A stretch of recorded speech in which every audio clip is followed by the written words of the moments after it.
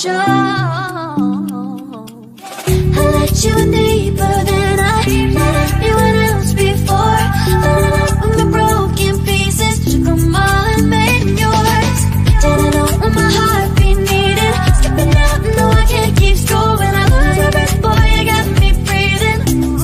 Oh, every little thing you do, every time you hold me, take me higher. Every little thing you do, every time you hold me, take me higher, higher. Ooh, you take me higher. Ooh, you take me higher, baby. You take me higher. Ooh, you take me higher, baby. You take me higher. Ooh, you take me higher, baby. You take me higher. Yeah, you take me higher, baby.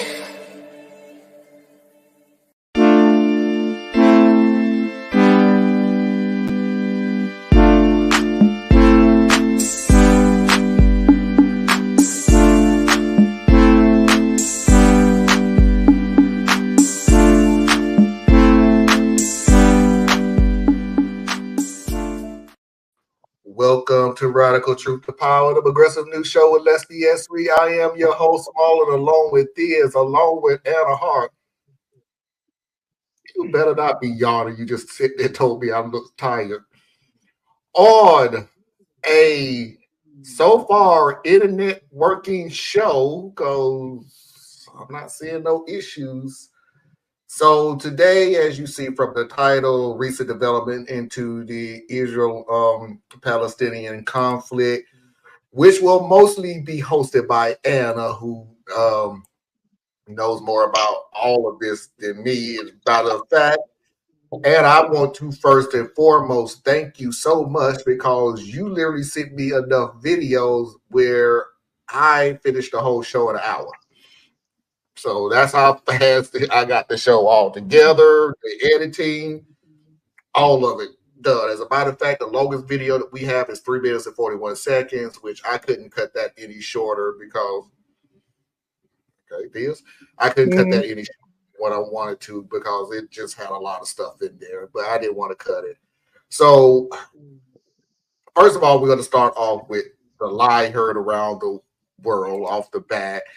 The media all of a sudden now deciding to, I hate saying this, but ask the questions that needs to be asked. And then we're going to talk about what the U.S.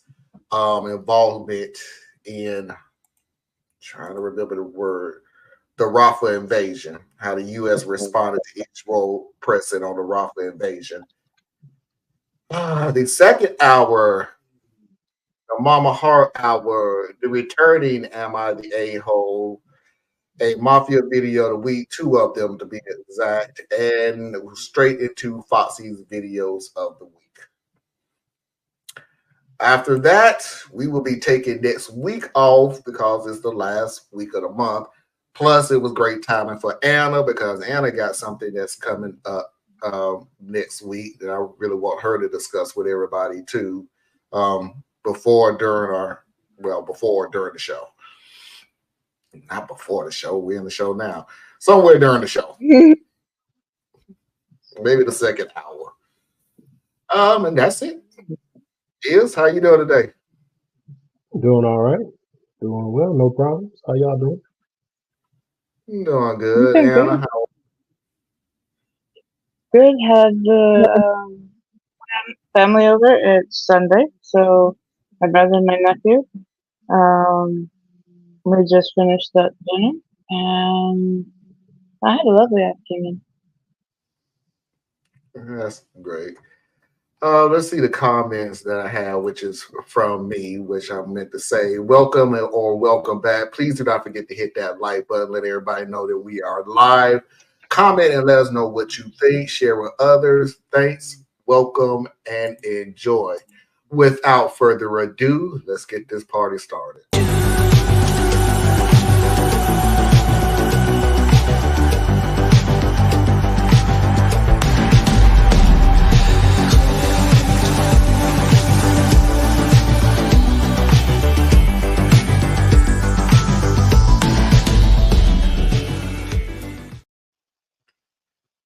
let's just jump right into it. Let's go ahead and just get this big fat overgrown lie out the way.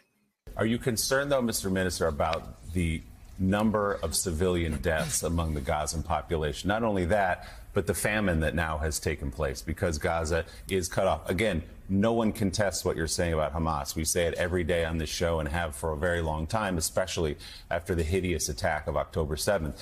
But is Israel concerned about the human suffering inside Gaza, number one, and the number of civilian deaths that have been incurred since this attack began? We're concerned about 134 hostages. Here's a picture of some of them. These girls are under tunnels for half a year, raped, tortured. This is what we're concerned about. We're concerned about those victims in Israel that were murdered, slaughtered, little children that were put in the oven, women that were raped and killed while they were raped by terrorists, by jihadists. So we're concerned about those. How do we eliminate these folks? And by the way, they're funded. They're funded by Qatar and Iran. Yeah, they are. Yes, Qatar is a big enemy of Israel. They are, Mr. Mayor. Take it away, Anna. So did y'all catch that there was a little bit of truth in there, but then sprinkled in with a whole bunch of lies? You know, of course, your country is concerned with your people. Dude, that wasn't what they asked you. It is still we're going to be the biggest victims. There's no way that they could have ever suffered as much as us, and repeating the same old lies, it really, the babies is one of the most blatant examples that have been debunked in all sorts of ways. 2 babies died that day, one 10-month-old, one who was lost during a C-section. Neither had anything to do with that attack. One was lost to the Israeli police. The other was actually a part of the Bedouin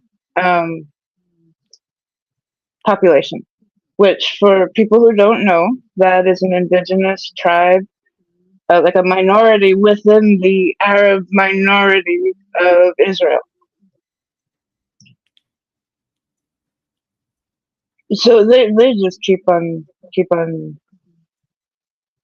dipping into a jar of horrors. And very quickly, because you know what, this was some of the craziest research that I've ever done. You know how everybody was asking where was the army in those initial hours? It was because Israel has a cleanup crew called Zaka. And really that's what they are, a glorified cleanup crew who comes in after disasters happen. They say they're going to treat the bodies with respect,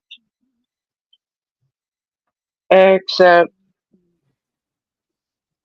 there's a lot of evidence that goes to the contrary on that, including whipping out photographs of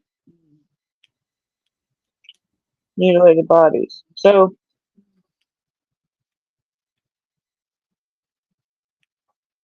these people get to set a narrative, Zaka,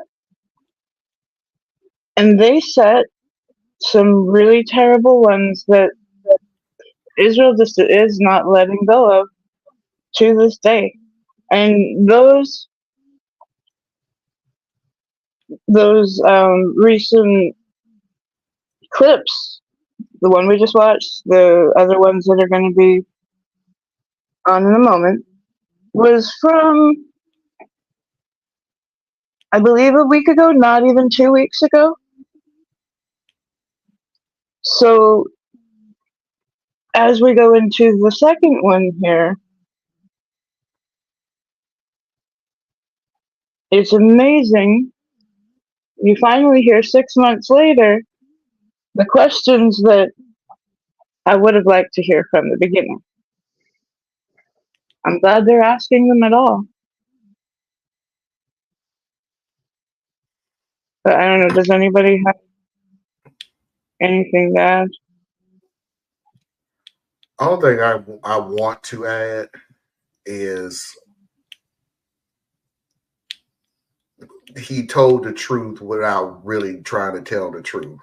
Do you have any feelings, any qualms, any worry about the hundreds of thousands Palestinians starving? And you basically said, no, we're more concerned about the 108 prisoners. You told the truth. That is concerned. We'll hear later on another thing that I caught him saying over and over again. Well, I don't want to give it away now, but something that, again, him telling the truth without him really purposely trying to tell the truth. Your top concern isn't for Palestinians at all. That's not your concern. But like I said, later on, he's going to say something. He's going to repeat something over and over again. It just caught my ear when he was, for a lesser term, under the gun from all the questioning that's coming his way. But I'll leave that up for the next video. You got anything, Theus? Only thing, and I'm gonna keep zoning back on this, man. I'm looking at this is what Europeans do across the globe, and the Israelis who you keep seeing on TV, you ever notice that they look straight up European? Israel is a nation state. Judaism is a religion. It's not an ethnicity. We've allowed it to morph into an ethnicity, but it's not truly an ethnicity. And yet, the only spokesmen, the stakeholders you see that come to you are the European appearing Jewish people who came out of Europe and got Israel. You don't get to see the brown people of Israel. They don't ever put them forward. It's almost like they don't exist. So I look at this and I say, okay, from the time Israel became established, it established an apartheid state and is running as an apartheid state the entire time. The only way that you can effectively run an apartheid system, just look at America with Jim Crow. Look at South Africa with their apartheid.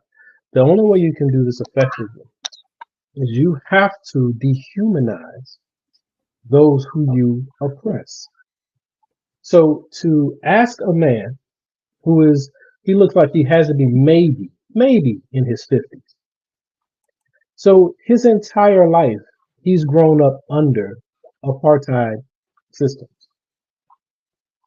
And he's only one generation removed from the atrocities of the World War II assault on his people.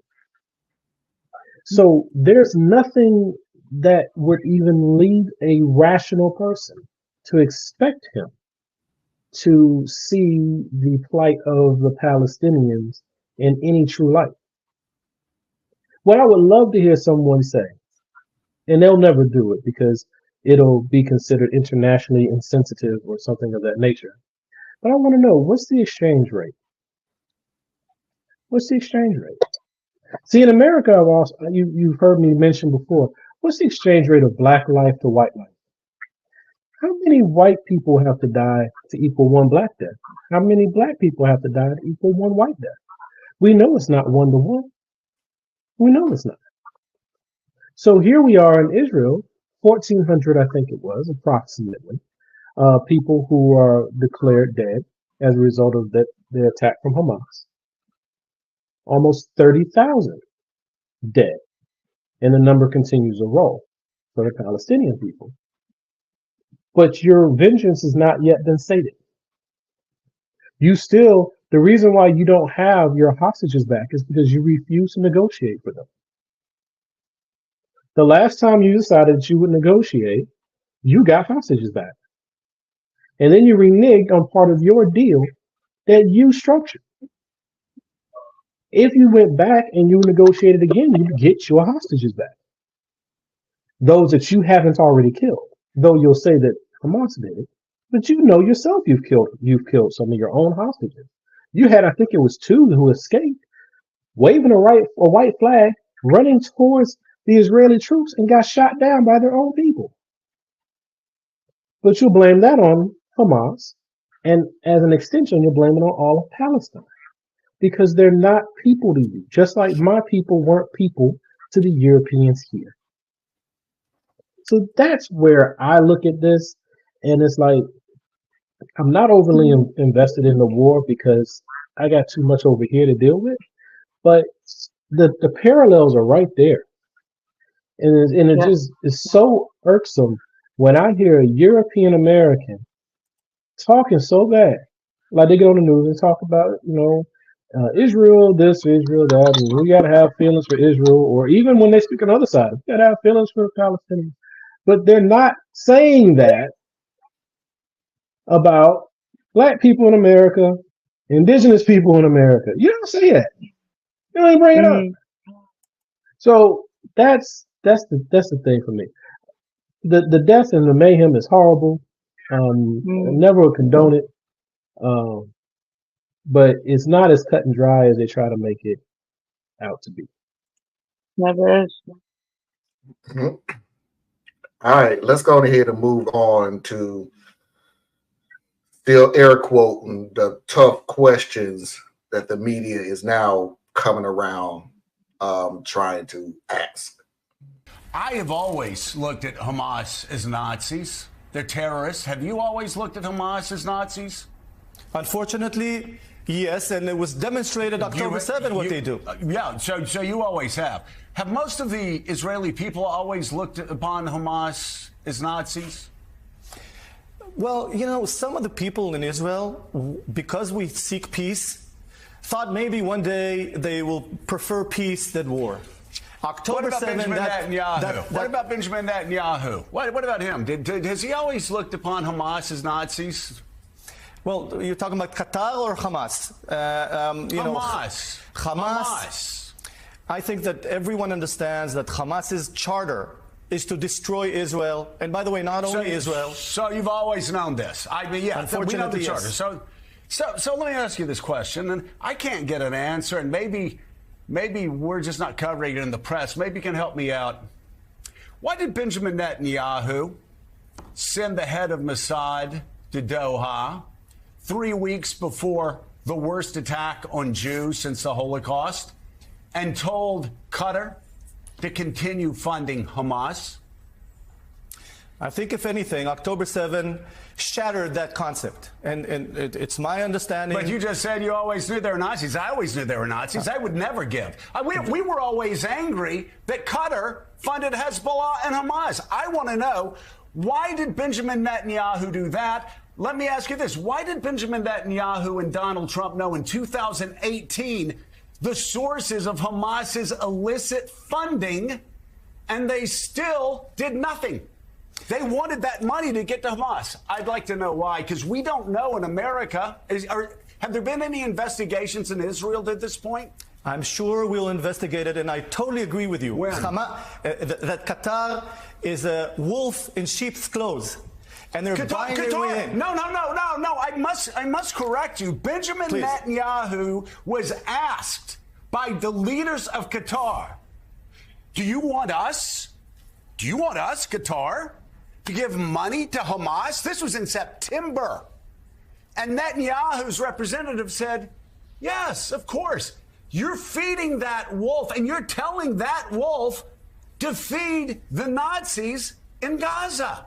So explain to me, because I really want to know, why was Benjamin Netanyahu and his government funding? They were allies with Qatar in the funding of Hamas. Why? I think it's a mistake, and it was uncovered October 7th. October 7th demonstrated that if you think you could buy quiet, peace, by funding Hamas, it's a huge mistake. And it's clear to me right now. Why did Benjamin Netanyahu, knowing that their charter said that they were to kill Jews and eradicate Israel, why would any leader of Israel work to fund that organization to the tune of hundreds of millions of dollars and work with Qatar to fund Hamas? I think that question should be asked, and we'll get an answer. We'll ask. It's been asked. When are we going to get the answer? Fine. We've been asking it for 6 months. When are we going to get the answer? At the end of the day, once we finish the war, all these challenges will rise and we'll deal with them. Right now, we're focused on winning the war. First of all, before you say anything, Alan, I just want to make one thing perfectly clear. You are a liar if you think you actually was asking that question for the past 6 months. No, you haven't. No, Morgan Joe wasn't, but the Biden administration was asking those questions the whole time. Yeah. These questions have been being asked. That's the only reason it's made it to the media now, is because the Biden administration has greenlit the news to talk about it. So, no, these conversations have been going on. It's just you got a devil trying to talk about another devil, talking about another devil that they created. It's like a devil frat party, and can't nobody say who brought the beer. That's an excellent thing. That is an excellent way. That basically here is my point. Yes, these questions have been asked, not on mainstream media and not where a lot of Americans are getting their rhetoric, but they have been asked on a lot of different podcasts, a lot of, if you go towards anybody who is a scholar in the area, if you just have any interest in wanting to follow current events. But yes, why has our media made a big change? And it's because just last week, maybe 2 weeks ago, Biden started talking about this publicly as well. Of course, our media gets the whole green light. And yes, this is connected to Biden sees his numbers trailing. It's connected to so many different things. Like we often say, we'd love for people to ask, why are we being given certain narratives and why now? Yeah, I wish people would have a longer memory, right? Yeah. It just, every time something goes on, it follows the exact same pattern. Every war we've ever been in, everything, it's like propaganda up front so that they make sure they're pushing everybody emotionally towards the side they want you to be emotionally attached to. And it doesn't matter how accurate the stories are. We actually want them to be as scary and, pardon me, as charged as possible so that you don't question details. You just get on the right side of the team, right? Mm-hmm. Then it goes quiet. And so Biden's been doing this long enough, and I'm not sitting here trying to be a Biden cheerleader. I'm just trying to speak what makes sense, people. Biden's job is to be the president of the United States. That means there's a lot of relationships and stuff going on. All this stuff going on, it's not even really about Israel, man. Like, everything America does is about America. So when he was trying to get Benjamin Netanyahu, whatever, how you say his name, right? He's trying to get him to be logical about this. Yes, you have to respond, but don't go too far. But he can't say that in public because Israel is America's biggest ally. So there's a way you do things, and you don't go and put your homeboy on Front Street while you're trying to work with him. That's just law. That's how we're supposed to do anyway, right? If me and Marlon got a serious issue, I'm not going to sit here and air it out on the video. I'm going to call Marlon up and we're going to talk about it. But on here, you're not going to really know what's going down. But that doesn't mean behind the scenes there are serious things going on. So yeah, Biden does all, and his team is doing all this stuff behind the scenes. That's why we didn't get any news for a while. That's why all we were getting was America stands with Israel. That's why weapons were still being shipped out, because you got to do business as usual while you're trying to get him to pull back. But then Benjamin Netanyahu and his team spat in America's eye yet again and came to America and sat there and talked bad about Biden, had press conferences in Israel talking bad about Biden. So then Biden, and then you had the thing where Israel decides to launch attacks against Iran, not Iran proxies, which is the way the game is supposed to be played, but they went right at Iran. So now you're making things too hot. So that is when you heard Biden speaking change. That was when you started hearing little nuggets of things, because now he has to come to Main Street and talk to us. But he still can't be too loud about it because of the politics side of it. But that's just this war. The same narrative happened with the Iraq war, the Afghanistan war, you name it. The process is always the same. So when people, sorry, I'm getting worked up, but it's like people do this lazy thinking. They look at this and say, Biden should stop this. Okay, how? He does not run that country. How? If Biden were to, because a lot of people, and this is also something that has been coming out more in media as well, the question of if so little regard is being shown for international war crimes and human life, why are we still at least putting our money into it? What you're not really thinking of is that, let's say the U.S. takes their money out. Israel still got the second best army in the world with the arguably some better equipment, and oh, I hate when I blank right in the moment. The slaughter would be even worse. Yeah. And before, when you were saying that, they choose certain buzzwords, there's a reason why they keep on bringing up, especially stories of essays. Yeah. And there was a guy from that company. This is a private company too. This is nothing to do with the government. Where he was trying to show reporters photographs of what he said were babies who had been burned.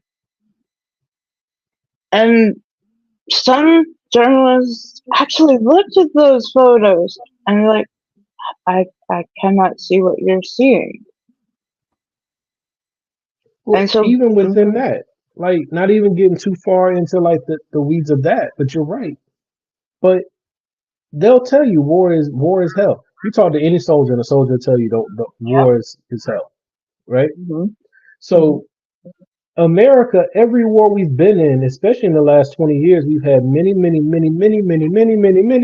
problems with our soldiers raping people, killing people, kidnapping people, robbing people, right? These are our soldiers. Okay? So why do you think that Israel soldiers ain't gonna do that, or Hamas soldiers ain't gonna do that. That's like war. Like lets the most evil aspects of your soul run amok. Right? Best thing to avoid war is to avoid war. But they don't want to have that conversation. And then like I'm sitting here trying to be like, look, the reason why I say the things I say is because of the human side of it. I'm looking at the tapestry of history and how things flow out. I don't like Israel. I don't like Hamas. I don't like none of them.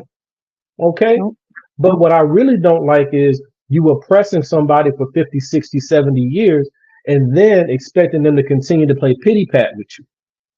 Yeah. And when they finally slap you back, then all of a sudden you want to clutch your pearls. Now you're the victim. Now you're the victim. Wow. Right? Yeah. Yep. Look at what these slaves did to my family. You mean your family that has enslaved them and their family for 30, 40 years now? Them people, them slaves? Right? Come on, man. What we need to do is, I mean, I don't know how you're going to do it at this point because it's so deep and twisted. But America really is not concerned about Israel. America is concerned about Russia, China, and Iran. And Russia and Iran are providing supplies to Hamas. China is providing supplies to Russia. And America is using Ukraine and using Israel as proxies so that we do not have to go fight it directly. So for those of you who say, we should just cut off the money and we should just turn our backs. Are you ready? Because we will go to war. That's what I was saying. Dark, dirty side of this. Even if the money were to be cut off, there is still not only the second best army there, but okay, you still have other countries sending funds, sending weapons. This does not stop. Nope. If Biden were to say, okay, we're stopping. Nope. And it's bad because America is, as the world oftentimes calls us, America is Big Satan. Okay? Yeah. We're gonna mess with everybody all the way around the world, so we have no credibility. And Obama started trying to put some credibility back in the game, and his hands are a little in. And then you got Trump came in here, and he was just like, man, I don't care what you do. And then you got Biden trying to come back and rebuild some of those things. The world is a mess right now. And what I'm so frustrated with are people who will sit there, look at the world as a mess, and they will say, I need a new president because the world is a mess. Your president doesn't run the world. Never has, never can. All right, everybody, let's go ahead and get to the second video of the media asking the tough questions. We will investigate that. We were caught by surprise. And there are many faults. Let me ask you both this. Of the Army and the government. How could you be caught by surprise? How could you be caught by surprise when you had Hamas's plans for a year? Netanyahu had Hamas's terror attacks for a year. Why didn't they act on it? These faults will be uncovered, and there are many challenges, and we will investigate everything. Honestly, believe me, everyone in Israel, right, left, we all want to go down to the deep to investigate, have deep investigations on this issue, okay? But this is not the time. Right now, we have to focus on winning the war. With all due respect, this is not the time to interrogate and ask these questions. And I agree we should ask these questions. With all due respect, I would say if Israel, a country that is absolutely necessary to freedom and democracy in the Middle East, in the world, if Israel has been led in this position by a leader that allowed all of these things to happen, how in the world do you trust that leader to make the right decisions in the most important war since 1973? Well, we're a democracy, and we have our rules, and we obey the rules of democracy. And right now, the Israeli government And by the way, the war cabinet, which is expanded, including the folks that were on opposition, were all united to win the war. And we want to focus, with your permission, not on what was wrong on October 7th or what led to it. Many mistakes, many problems. We're putting all that aside at this point, and we're all united winning the war. And I want to emphasize, we got to bring back those 134 hostages that are sitting right now in the tunnels, raped, tortured. It's just terrible. And I think the world should focus on that. And number two, focus on that wolf in sheep's clothes. That's, of course, Qatar and Iran that are funding it, giving safe haven to Hamas leaders. This should be off the chart, and we must realize that they're a big enemy of Israel. And let's right now focus on how to win the war. When we finish the war, all these questions will arise, by the way, and we will deal with them all. Netanyahu's, they funded Hamas for years through Netanyahu's.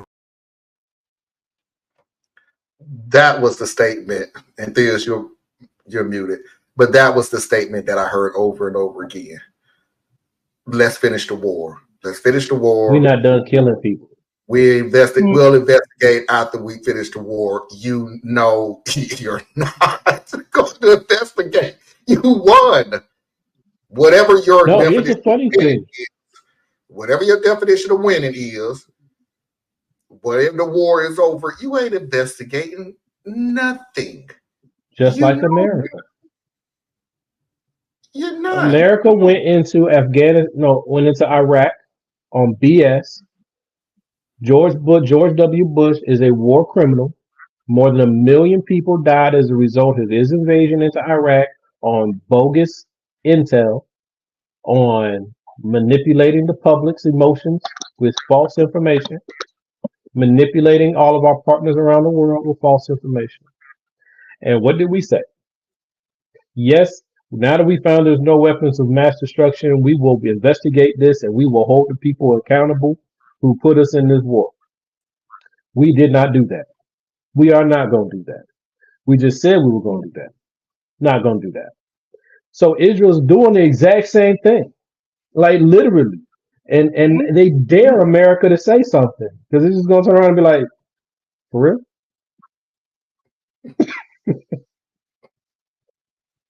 We ain't investigating nothing. And then he said, wait until the war's over.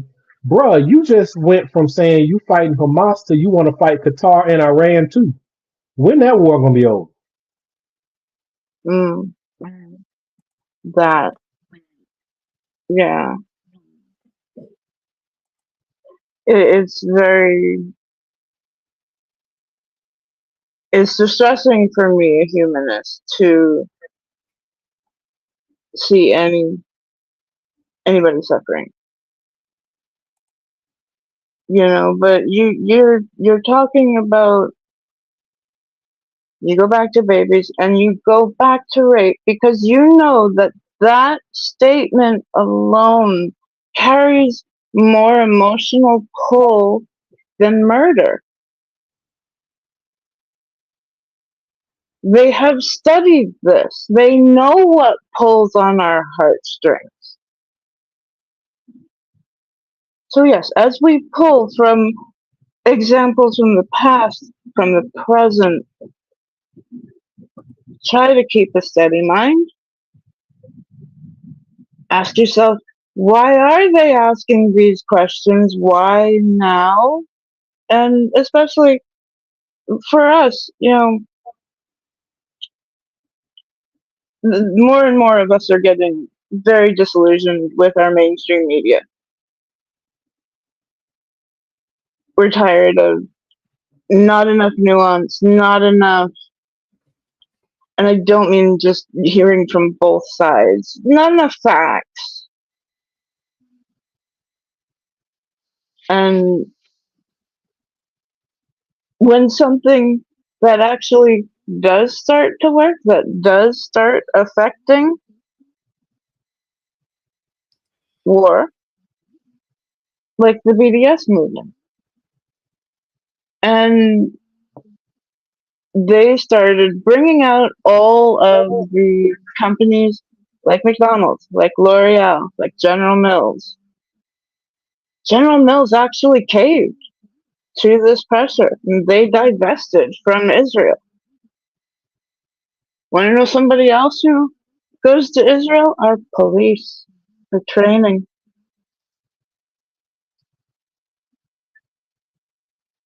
So it's more, what aren't they telling you? What aren't they asking? What aren't they saying is what you should be trying to think about.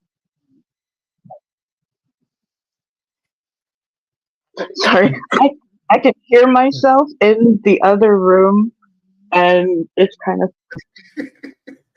Well, part of what concerns me here with all of this, like you were pointing out how people are disillusioned with mainstream media, as we call it, and they're disillusioned with our government, and they're disillusioned with each other. But here's the thing.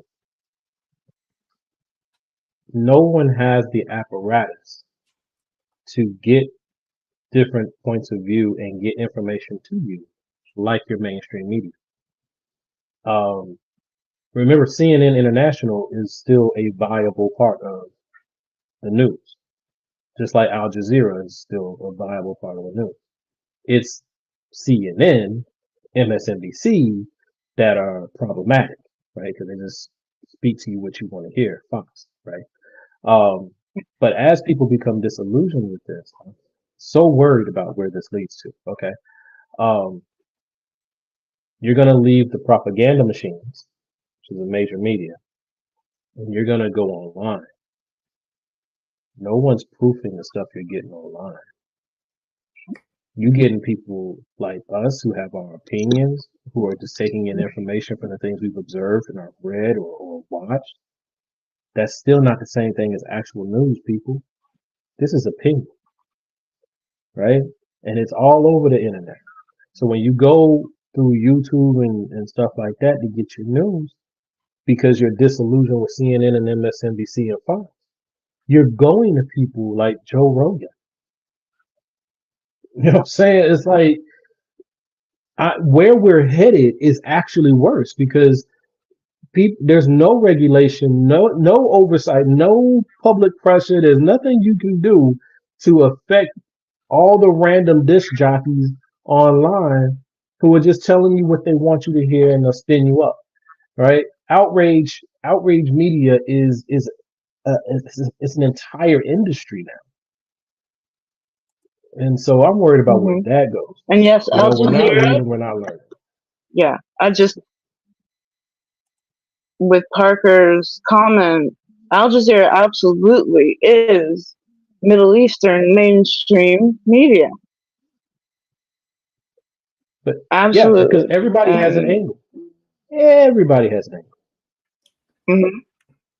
And you should be aware of those angles. And this is why I try to go all over and see what different countries are saying. And you'll still never get the truth, but you'll get a better understanding. Right? And it's much better than just sitting down and listening to MSNBC or Fox talk to you all day. But even then, at least you're getting something, right? But my concern is just as people flee these corrupted things, they go to something even worse. I agree. I do think we're going to start to see more products come out that center around. Have you all heard of Ground News? It's a website. It's an app where Ground, Ground, Ground News. No. It's an app, a website that basically they give you all kinds of news from right, from left, from different countries, from all over, but it is sourced information. You know, take what you will from those sources. It'll also show you what headlines are written like from this source, from the right, from the left. And it gives you an idea of just how differently people approach what should be the same thing. It should be facts. But it also has a section for, it's called your blind spot. Basically, it's trying to bring to you news that you never would have seen because you're most likely in a bubble. You know, I do think there are more. I don't know what the overall oversight is. I do know I am pretty happy with ground news. I do use it, and I do see things that I never would have before. I hear you, and my point is not that all news is bad, and that's good that that's out there. Oh, And there's no, other I'm ones not. out there because I just hadn't heard of that one. There's some others that try to do some sourcing for you. They curate Mm. different angles and things, but are we really the We should people who definitely learn how the to people source who are going things to go out ourselves. and act on this? I'm sorry. Yes, No, the We should people who are going to go definitely out and learn act how on to it. source things ourselves. But yeah, We should, but we're all busy, and the information is on like a hose. So it's really hard to, to really grapple with a lot of things. So you pick up what you pick up, and that's how you end up in your echo chambers and all of that. But my thing is, people have always been underinformed. The people who have the information, let's be real, this is my personal opinion. This has nothing to, well, all of it's been my opinion, but this is a little more narrow in my opinion. The more I interact with the public, online and out in the streets, and at work, and wherever, the more I'm concerned, I'm more concerned I get because people do not try to process information. They go to the easiest and most comfortable zone, which is an emotional response to things. They don't even care to want to know more. So you can curate all you want and do all these different things. It's going to be the same little segment of people who go to those things. Those are the ones who already were prone to want to dig in and learn more. And maybe I want to challenge my ideas. Something, like there's a certain type of personality that goes out and does that. That's a very small part of the people out there. So that's why I get so concerned, right? Because it's like people don't want to know more. They don't. And the less you know, the more problematic you become. And also, the other thing this is what I was trying to say. There's a lot of things that go on in the world you don't need to know about. This thing of like, well, you should trust the public and give us no. There's a lot of things that the government does that your butt don't ever need to know about. Because that's part of being the government. Doing some dirty, dark stuff. Some people that they then took out in this country or took out in that country or paid off this country so they don't attack that country. You don't need to know these things. Because if you knew it, you're going to go run your mouth, which then mess up them paying these people not to do this thing over here. So you be careful what you ask for. Everybody thinks they're supposed to get all the information. You can't handle the little information you get. So. All right, everybody. I did have one more video, but I think if I play it, it's going to take us over the hour. So we'll just hold on to it for another day, and we'll just end the first hour early. Thank you, Diaz and Anna. I can really kind of quickly. Good. Anna? Sorry, but I can kind of quickly just take us through. Oh, can you hear me? Yes. Everything okay? Oh, okay. Sorry. Theus led you were and okay, my dog is shaking up the joint.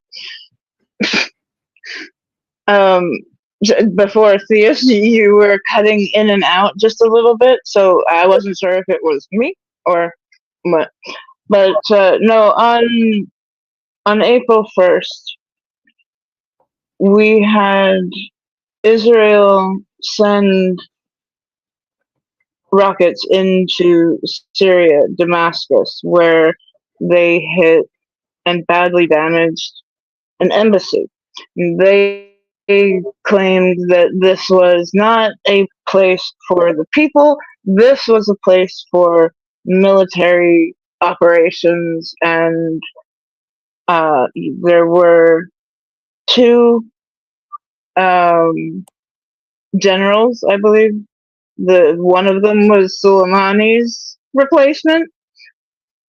They were there and are not on this earthly plane anymore. And so because of that, you hit an embassy, you hit their sovereign territory. And Iran sent what many would call a very measured response to Tel Aviv. A lot of those rockets were intercepted. A few of them, I believe a dozen, got in. And Israel then vowed, I will respond, but they responded in kind. Nobody truly wanted an escalation right then and there, is a feeling I get. But it is worrying when you have suddenly you have people from Lebanon sending Iran. You have people from the Yemeni Sea with the Houthis. You know, that people are worried, and we're saying just about every other weekend, like, phew, that was close to World War III. Like, and I kind of do laugh at that, but a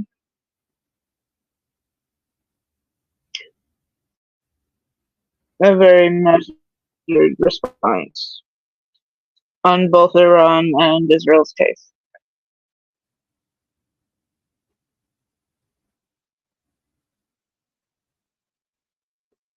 We're Okay, still we here. all disappeared? I had to yell at my children. Sorry. And I think you are frozen. No, I mean, I saw the... Yeah, we're having a bit of a delay with your. I think your my feed. internet's a little bad. Yeah, but I- what real quick on that thing that you were saying though, with the escalation and the tit for tat and all of that,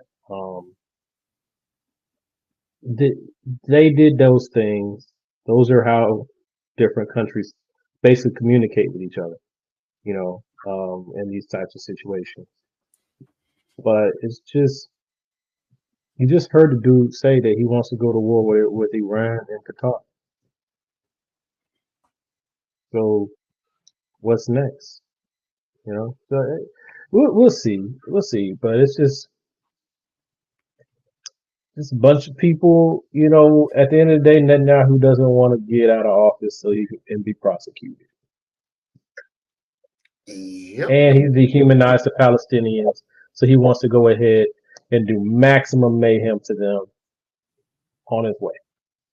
Yep.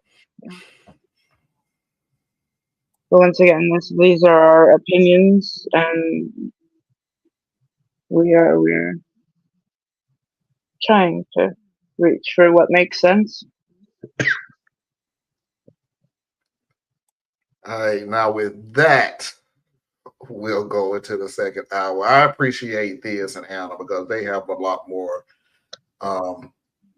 knowledge on the situation than I do, and I like learning or getting more in depth insight on the situation. I know very little. I ain't gonna say very little. I know enough to make me dangerous. So it's nice to get more insight into these things. We are going to go ahead and go into the second hour in the Mama Heart Hour. Am I the a-hole? two mafia videos of the week, and straight into Foxy video of the week. 3-minute break to reboot and refresh, and we'll see everybody on the other side. Stay tuned.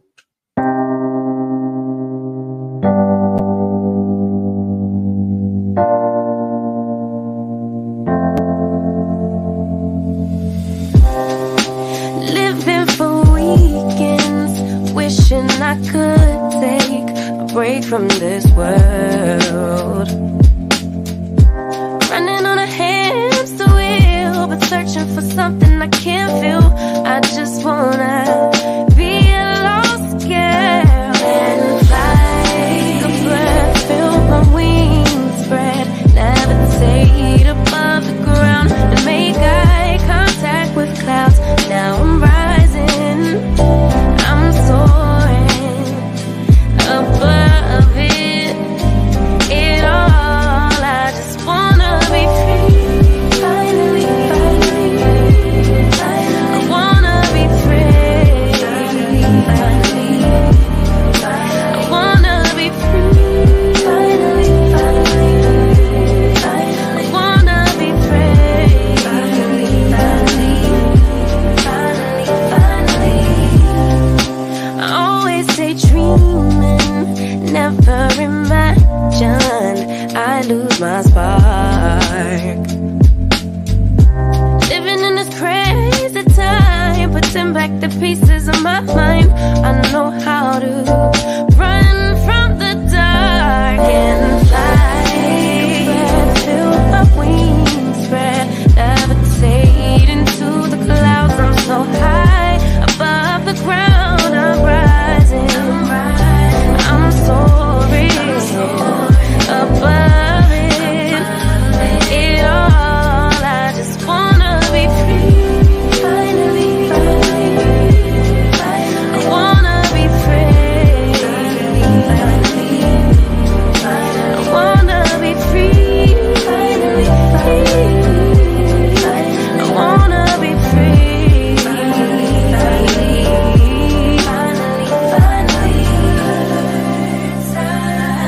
I had to burn you.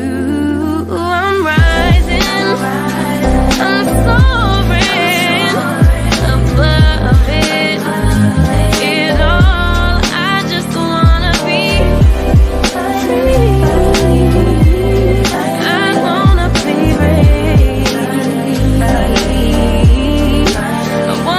be free,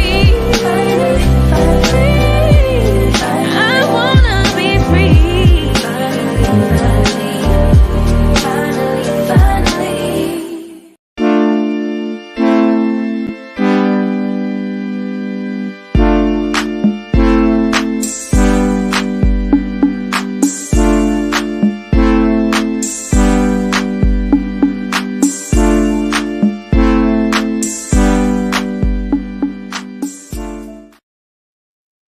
Well, at least two out of the three are back. So without further ado, let's go ahead and pay those bills. Please do not forget to go to patreon.com/Tracy Media Fan. Help support Tracy and all of her endeavors. Please do not forget to go to Anna Hart's website, BorelliEtc.com. Learn something that you didn't think you need to know, but you should. Please do not forget to go support Thea's on his website, OurUnitedCore.com. And if you need to reach me, you can do so at radtp@outlook.com. That's RADTP@outlook.com. And I am not going to disrespect Mama Hart 2 nights in a row. So it is the Mama Hart Hour. And with that, I will give you the little bit of news that Marlon teased at the head of the show. The first Saturday of May is very generally a nationwide, if not international, push to have Lyme disease and other tick-borne infections recognized. This is a time of year you will start to see things like Niagara Falls turn green. Certain building, the tops, the lights will turn green. It is incredible. I got the pictures of what they did last year. I'm really looking forward to this year, and I'll share them with Marlon. But so what we do during this time is Mama Hart started a rally way back when it was just herself, and she was just so aggravated at the way doctors were treating me, the way just the way Lyme patients were being discredited and abused in some cases. So she made a sign. She wrote, I believe, Lyme lives here, and went out and danced her ass off, because yes, it's the second hour.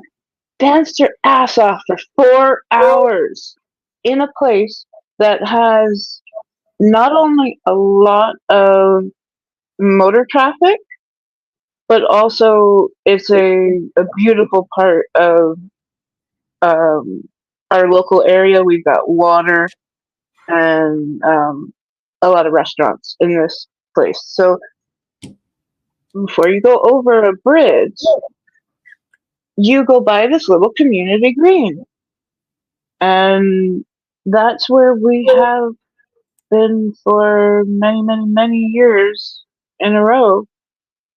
Sometimes not always the first Saturday, but we'll make it in some other time.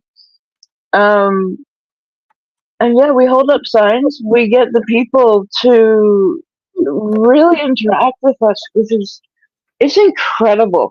When people are honking at you, waving at you, because not only do they now recognize you, we've been doing this for almost 2 decades, but there are people that will pull over because of all of the stores in the area, so they get to a parking lot, and they'll walk up to us. They'll start asking questions. What is this about? And it is a great time where we get to connect with people we have not known before, but we also get to see the people who have supported us in our home community for decades. And that feeling, it's priceless. It really is.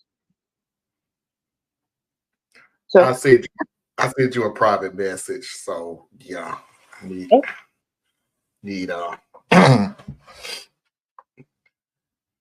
sure. Don't say it I out will take it. Don't say it out loud, but I need that. Okay. Will do. Am I the a-hole?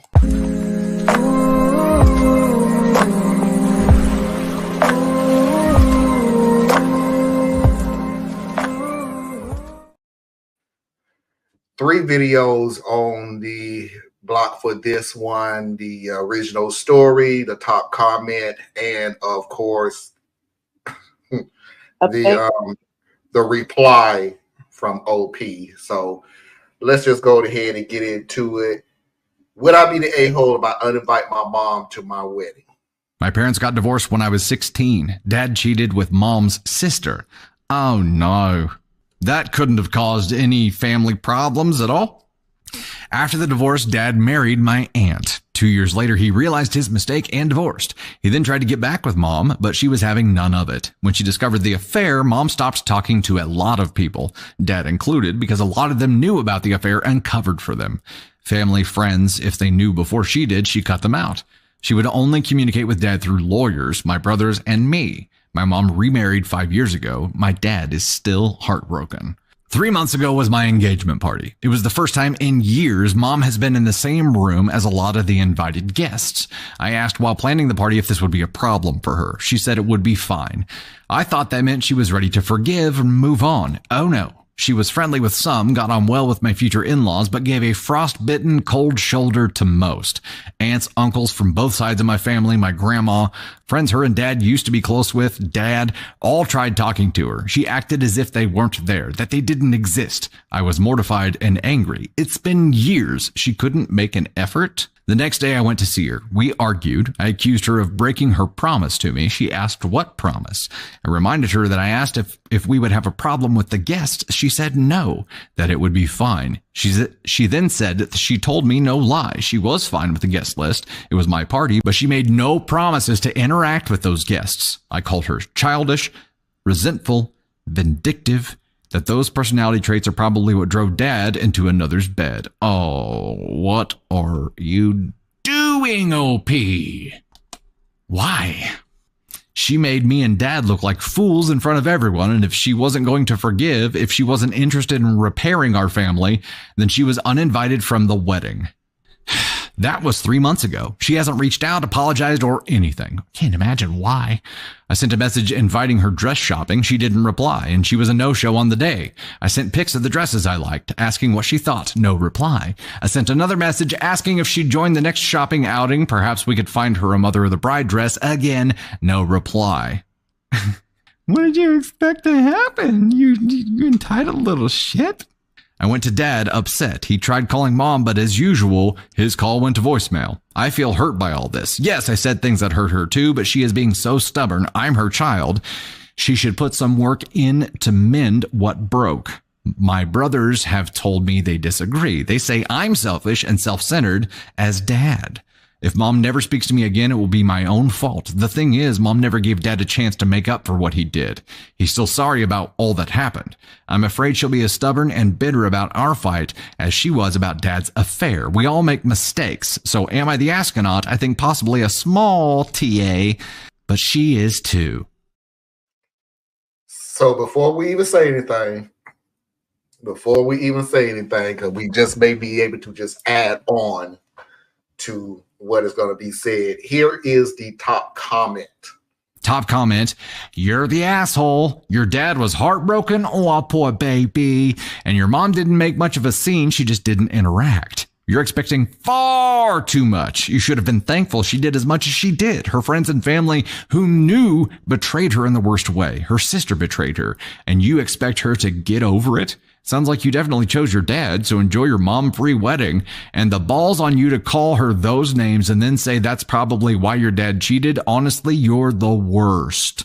Even your answer to the bot pisses me off. She's stuck in the past. Not only did her life partner betray her in the worst way and upended her life as she knew it, he and her sister destroyed their relationship with her biological family. And then to hear friends and fam knew and didn't tell her, that left her totally alone with no fam to lean on, no one to trust at all. And obviously her daughter couldn't give a shit because she was too concerned with Dad's feelings to even try to understand the sheer devastation of the wrecking ball your dad and aunt threw into her life. Honestly, you're awful.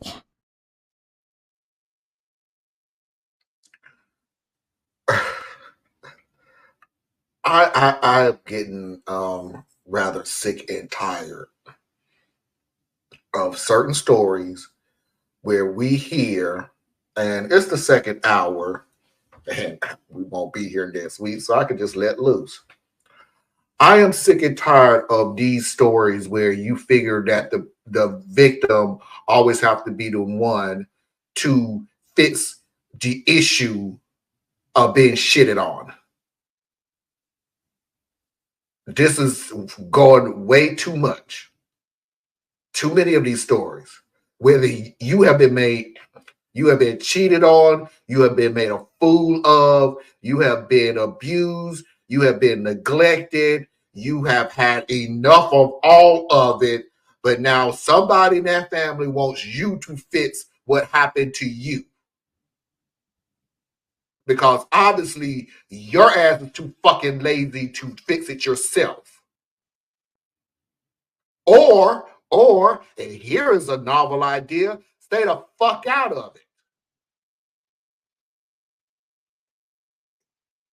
I'm not speaking to OP. You got your dad, you got your mom, they're not in each other's life. Your mom went to the party, she was cordial. That's about as much as you was going to get.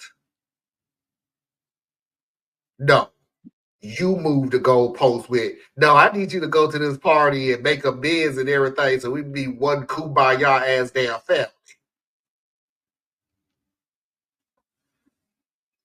Also, little daughter, your mother has shown you that she has the ability to cut off any and everybody who has wronged her. Why would you think you was different? I know what your answer will be, because you're your daughter. You're the daughter. This is the wedding. That should negate your mother's feelings. And now you learn the hard way, it doesn't. Nobody wants to be shitted on and then be grateful for it. That's not realistic. And your mother has made a very clear boundary. The worst thing you could tell your mother, let alone anybody, but let's say your mother, you're the reason why your husband cheated on you with your sister. Now let's move on from what I said and just pretend like everything is cool. You are the worst. You not enough for the worst of the year, but you are a terrible human being to know. You are a spoiled, as Dusty said, you're a spoiled little piece of shit. The last video is just what I want to put on there because surprisingly enough, OP did respond to something that when I played the video for Foxy, she actually made a comment about, or she made a statement about it. And it just so happened that OP made a comment to somebody else about it. But anyway, what you got, Anna?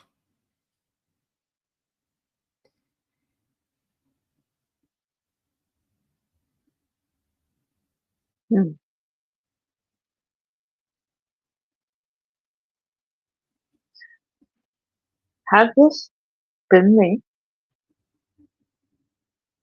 not only would I have asked my mother,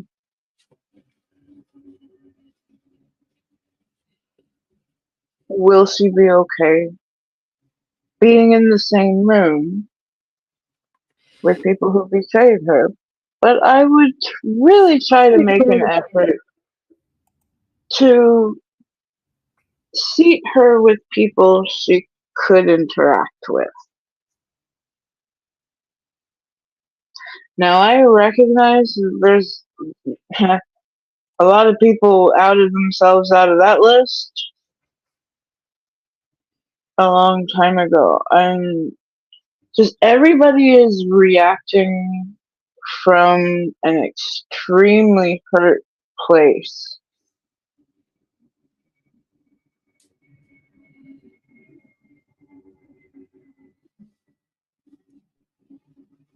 I cannot expect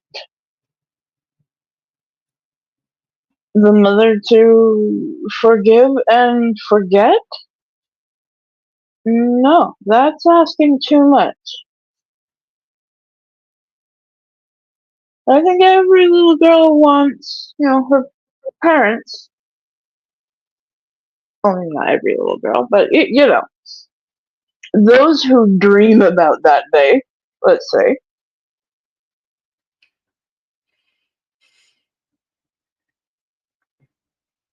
And yeah, brides have gone into this hellaciously selfish place that they wouldn't normally go into in other ways.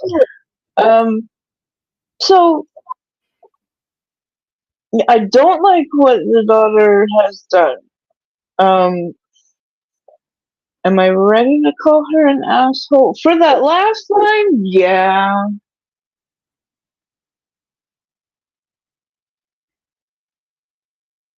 You don't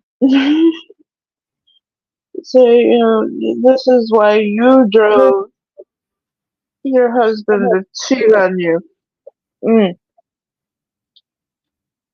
There's just a lot of hurt people acting from hurt places, and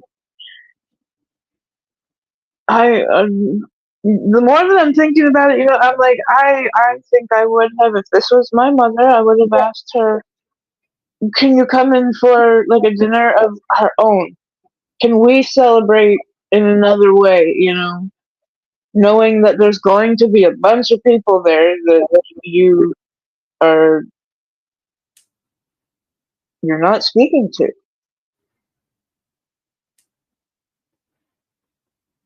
And daughter, all you asked her was to not make a scene. Now, did she probably make the place feel uncomfortable? For those who can feel that kind of energy, sure. But you are the host, and you should have thought of that.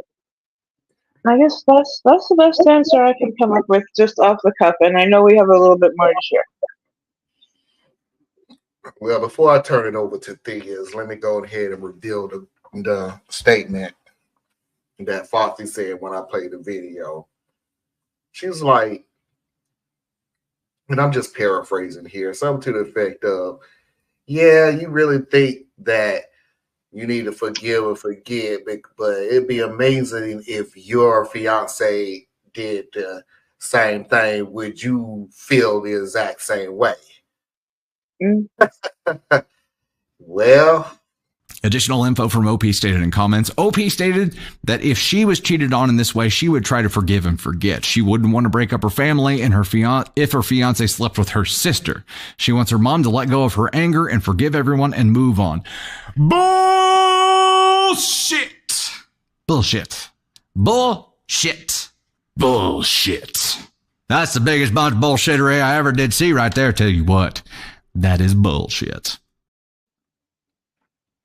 All right, this is all you. I only got two things. The second video, the response, that was the response piece. I disagree with what that said. That covered everything for me.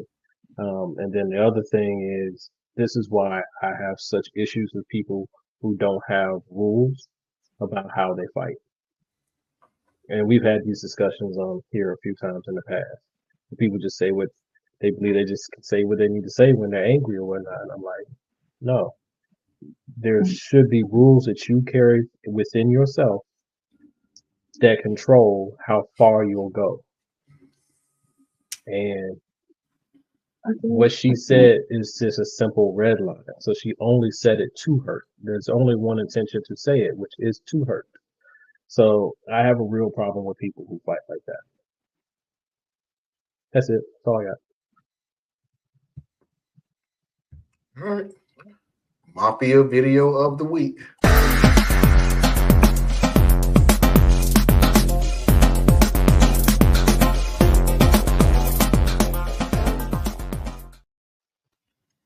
Okay. I thought there were two. It is. No, it's two Mafia videos. Oh, I'm sorry. I thought I heard two. No, it's two Mafia videos, not two MIA hoes. Oh, sorry.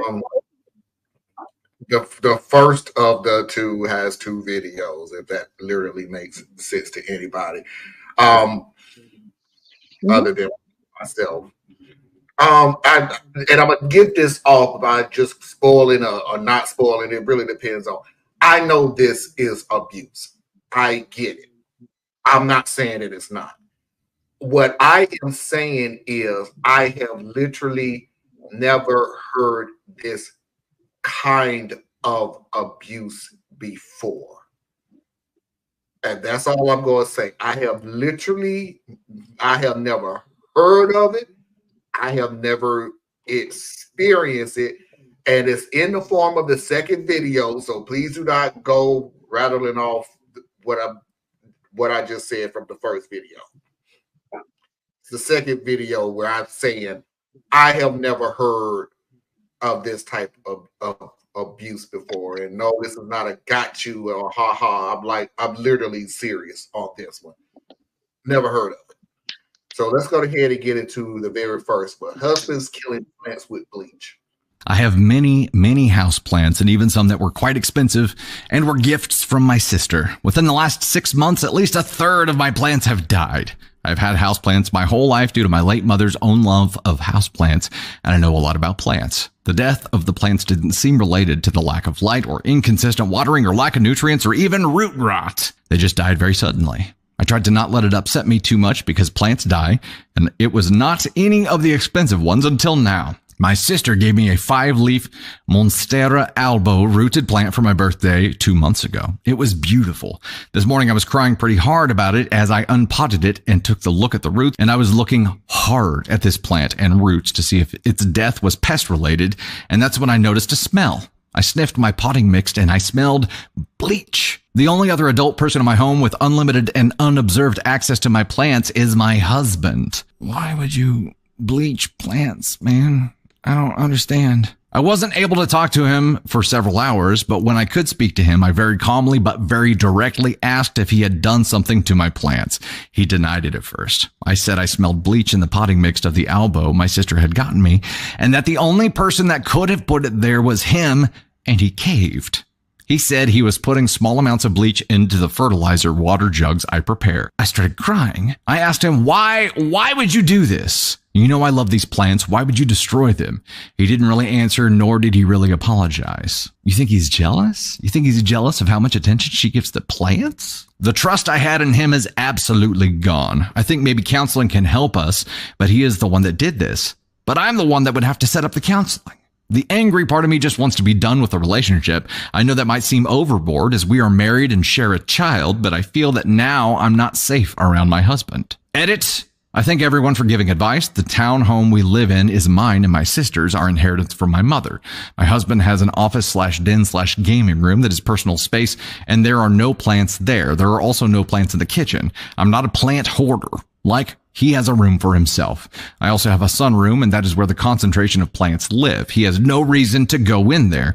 It's not access to our backyard or anything. I saw some people saying maybe he's sick of bugs, but I do not have a fungus gnat problem. I did see one person ask why I did not smell the bleach when I was watering, and I can only say my nose wasn't all up in there, maybe. I can also usually smell a natural systemic in my fertilizer water called SNS 209 that smells heavily of rosemary, but I ran out last month and haven't replaced it yet. After our convo yesterday, I needed space. I spent the night in my daughter's room on a trundle bed. I'm going to text my husband today. He usually communicates easier and opens up more via text rather than face to face. I'm going to ask for a reason and I'll see what he says.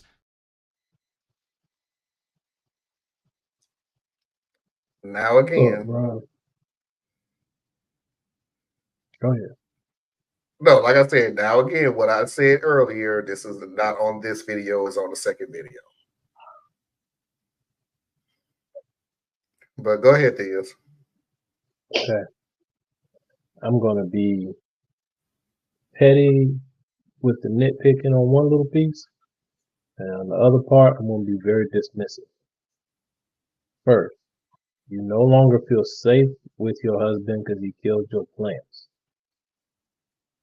You a little excessive with that. Shut the hell up. Okay? You might not have trust in him.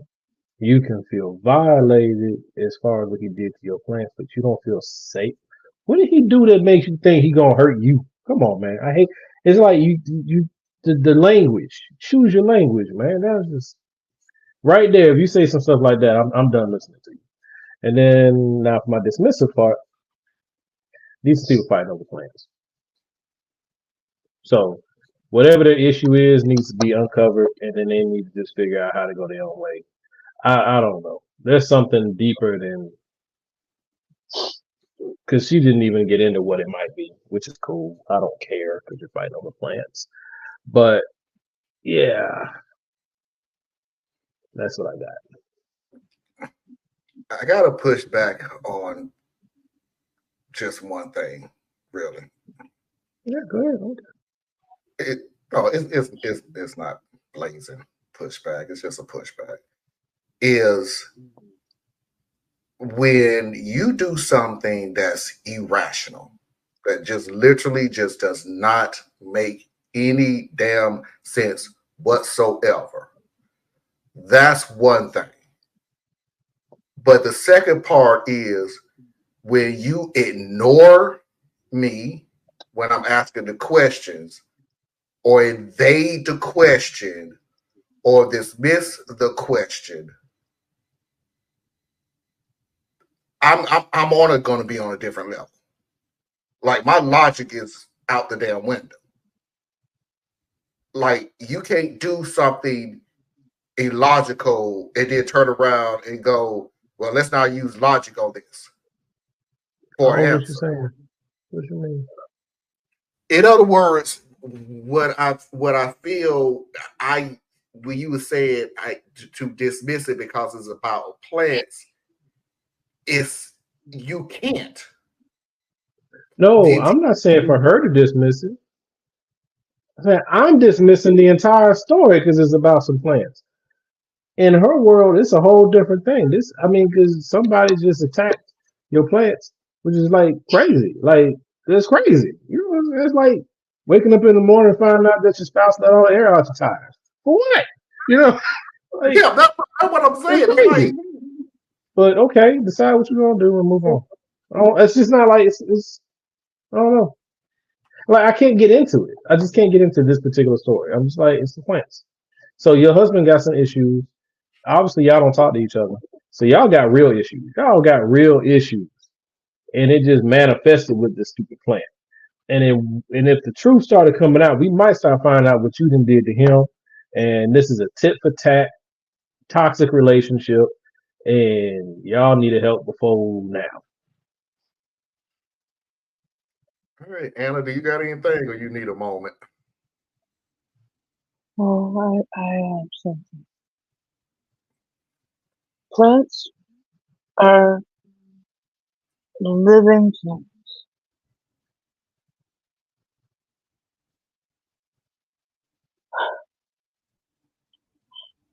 And the fact that he has shown the disregard for a living thing. Now, I know we step on plants.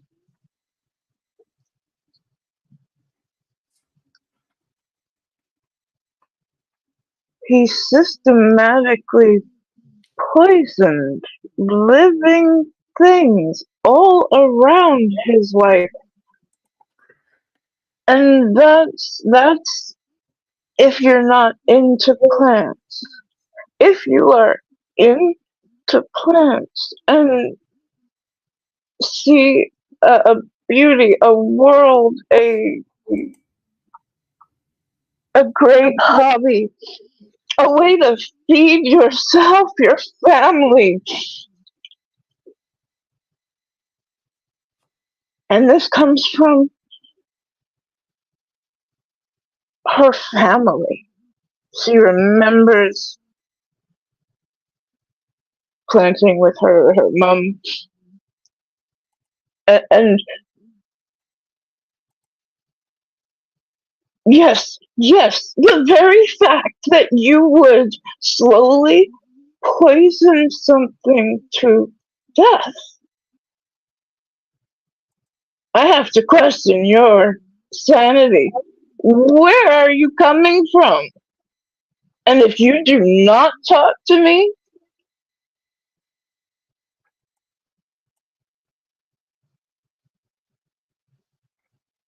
No, he deliberately found what means a lot to her, and he went after it. yes. I agree with you there. Yeah. And no, I'm not going. we do differ on that particular point. I'm not gonna get emotionally choked up over the plant, other than the fact that what he did was maliciously targeted to hurt her in the most personal way he could, and he did it on the low. That's Like he what didn't I'm even come out. crying about, Yeah, actually. yeah, because Like, he did this okay, on the slick and didn't even want to tell her. I He do wanted her to love think she was crazy. Right. You know, I do love plants. I am not a gardener. I am not somebody who can bring that magic from her fingers. I know people though who are magic in the soil.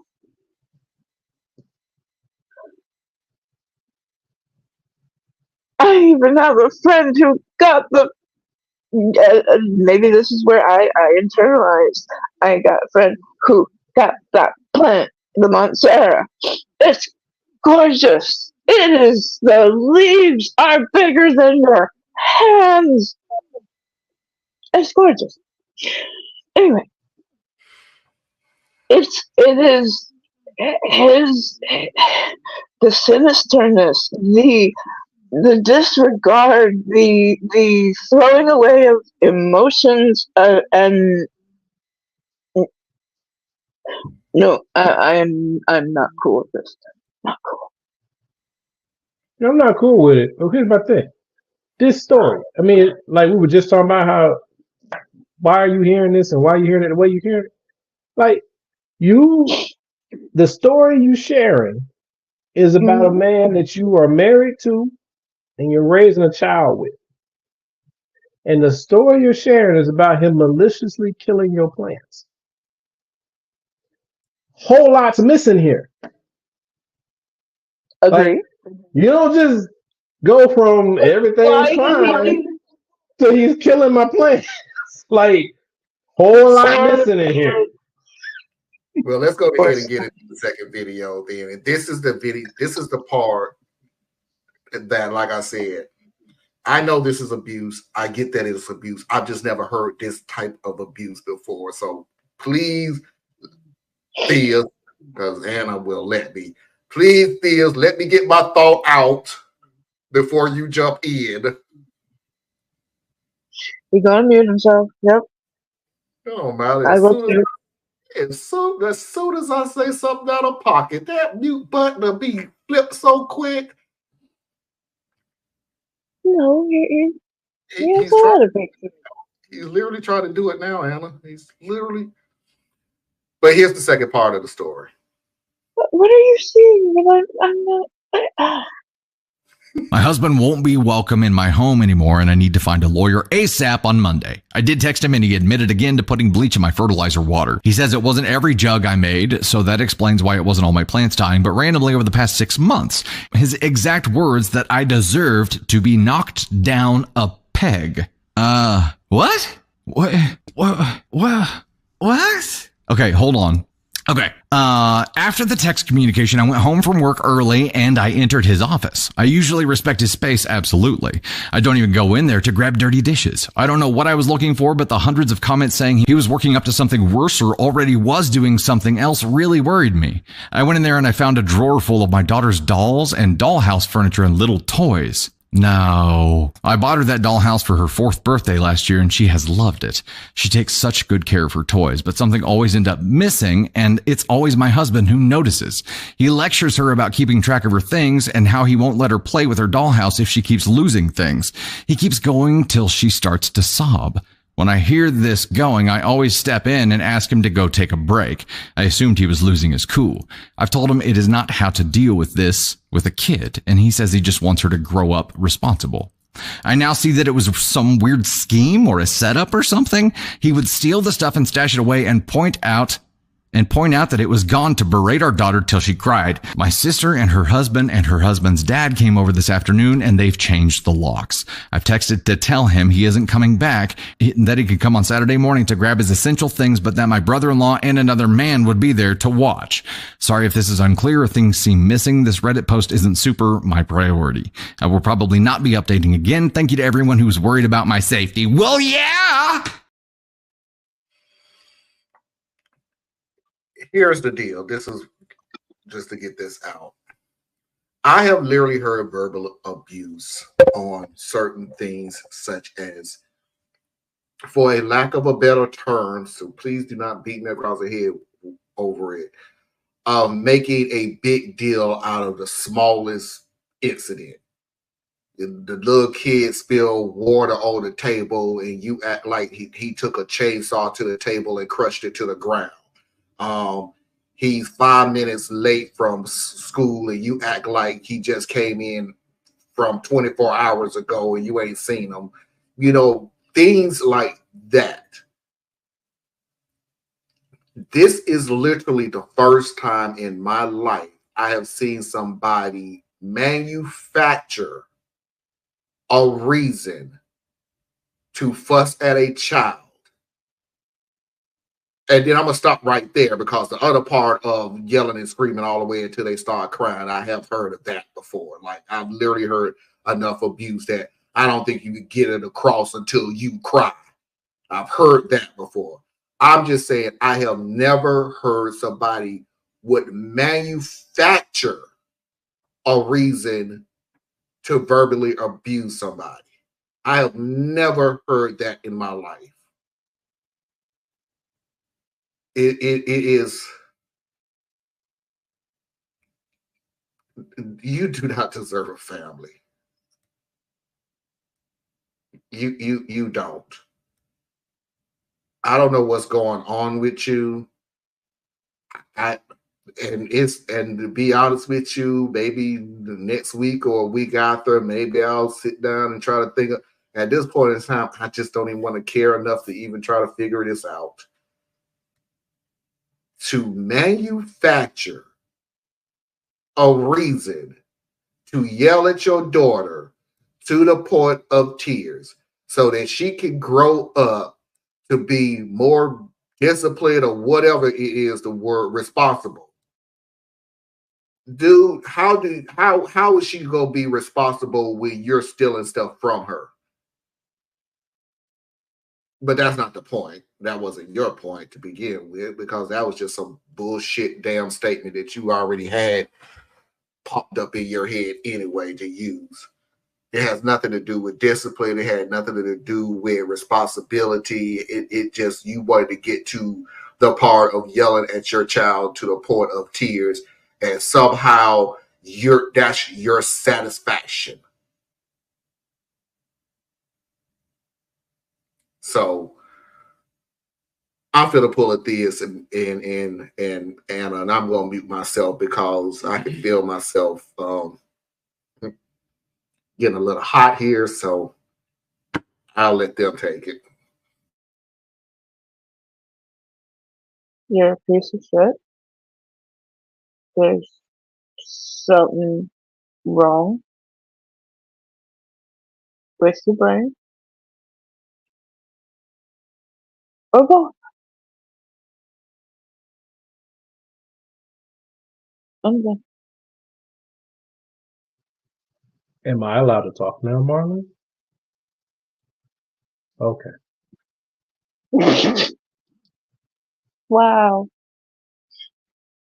Oh. Oh, as I was saying, something was missing.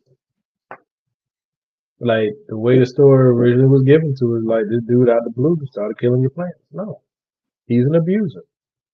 And there's other examples she could probably, now that she can look back at it, she can pull other things out. He resents her. He probably resents that her and her sister got that house and that he lives in. He probably resents that she probably has money he doesn't have control of. He probably resents that he's not doing professionally what he thought he should be doing professionally. Who knows? The dude got issues. Get your daughter and move on about your life. And there you go. But I'm just saying, it's about some plants. When the way the story came out, there was more to it. This was just like a piece of the puzzle. Put some more out there, like he did in the second part. And it's very clear. The dude is an abusive dude. And it only gets worse from here if he's not checked. Is there more credit to her not feeling safe in your mind at all now? Not with respect to the plants. The part that makes me say that she doesn't feel safe is like she was saying. With everything. Yeah, it's the total package. Like the fact that he would sit there and yell at your child, even though you didn't know what he was doing with her toys, he would sit there and just yell at her and yell at her and yell at her, and she's like a little bitty kid from I think they were putting. So he's just berating the child. That creates an environment where your child doesn't feel safe and the child is confused and you don't feel safe because you can't get between him and the child. See, that would make more sense with the safe piece. What he did to your plants, I can't trust him. Something's wrong with him. I don't know what's going on with him. That's not the same thing as I don't feel safe with him.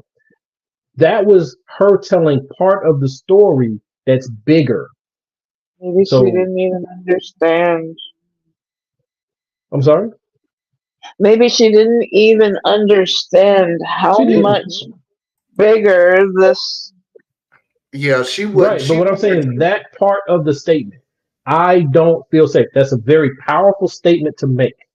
Okay? Right. That can put a man in jail for the rest of his life. That can lose a man his career. That can do a lot of damage. I don't feel safe. So I'm taking that weighted statement and what she did share.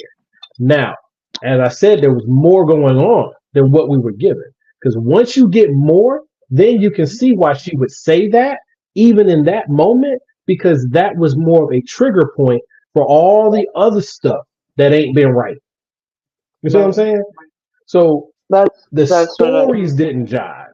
You know what I'm saying? Like, yeah, that's all. I'm trying to understand. I got it. Thank you. Soft words. Smug, greedy, well-fed people have invented a language to conceal their sins. It's as simple as that. The CIA doesn't kill anybody anymore. They neutralize people. Or they depopulate the area. The government doesn't lie. It engages in disinformation. The Pentagon actually measures nuclear radiation in something they call sunshine units. Israeli murderers are called commandos. Arab commandos are called terrorists. Contra killers are called freedom fighters. Well, if crime fighters fight crime and firefighters fight fire, what do freedom fighters fight? They never mention that part of it to us, do they? Never mention that part of it.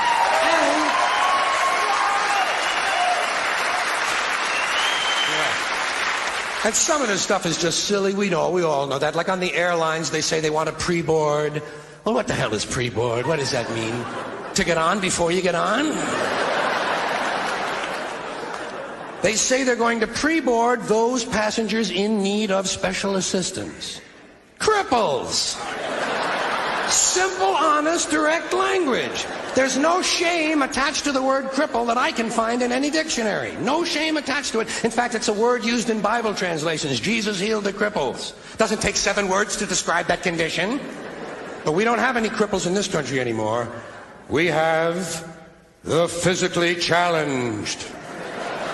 Is that a grotesque enough evasion for you? How about differently abled? I've heard them called that, differently abled. You can't even call these people handicapped anymore. They'll say, we're not handicapped, we're handy-capable. These poor people have been bullshitted by the system into believing that if you change the name of the condition, somehow you'll change the condition. Well, hey, cousin, doesn't happen. Doesn't happen.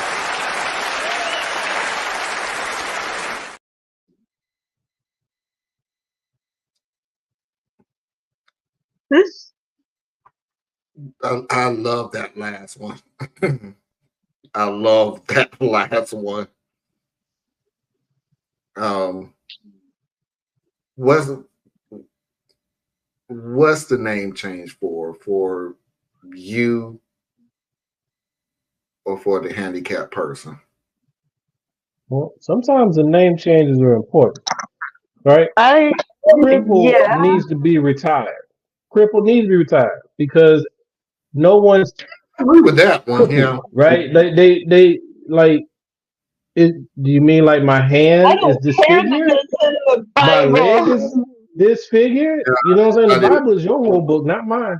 But crippled is just really a term that was fine in the dark ages. We know better now. I personally, even though I don't suffer from any disabilities presently, I learned at some point, I think it was an HR training or sensitivity training or something like that, is that you say that persons with disabilities. You don't say disabled people. You say persons with disabilities because you don't know what the disability is, and they're a person first, and the disability is secondary. And that's just how I roll. I don't know how people with disabilities would prefer to do it, but that's how I roll because that was cool for me. But yeah, that's one of the ones that I'm like, now there's some terms that need to be retired. We need to elevate our language here and there. But once it gets to the point you're doing, like he pointed out at the end, though, where you're just changing the words as though that changes the situation. Now, I don't agree with that. Right. But yeah, we got to find better terms sometimes. Right. We just do. So I am a multi-layered disabled person. I have mental disabilities, physical disabilities, and I will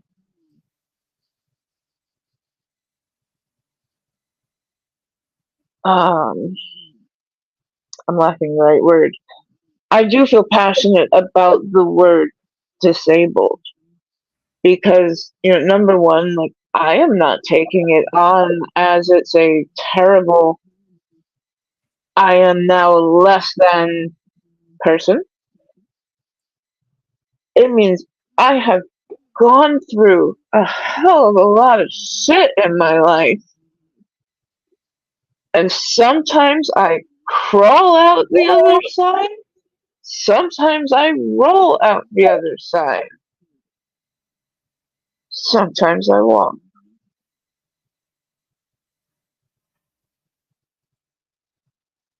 But that was, cripple.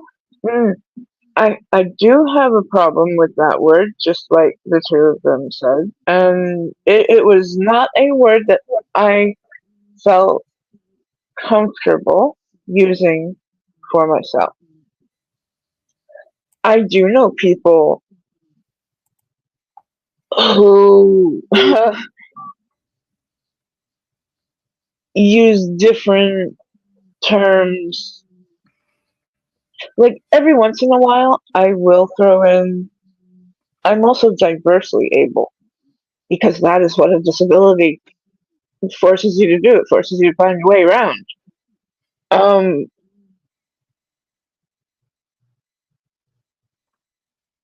But I have had, when I tell someone I'm just getting to know that I am a disabled woman,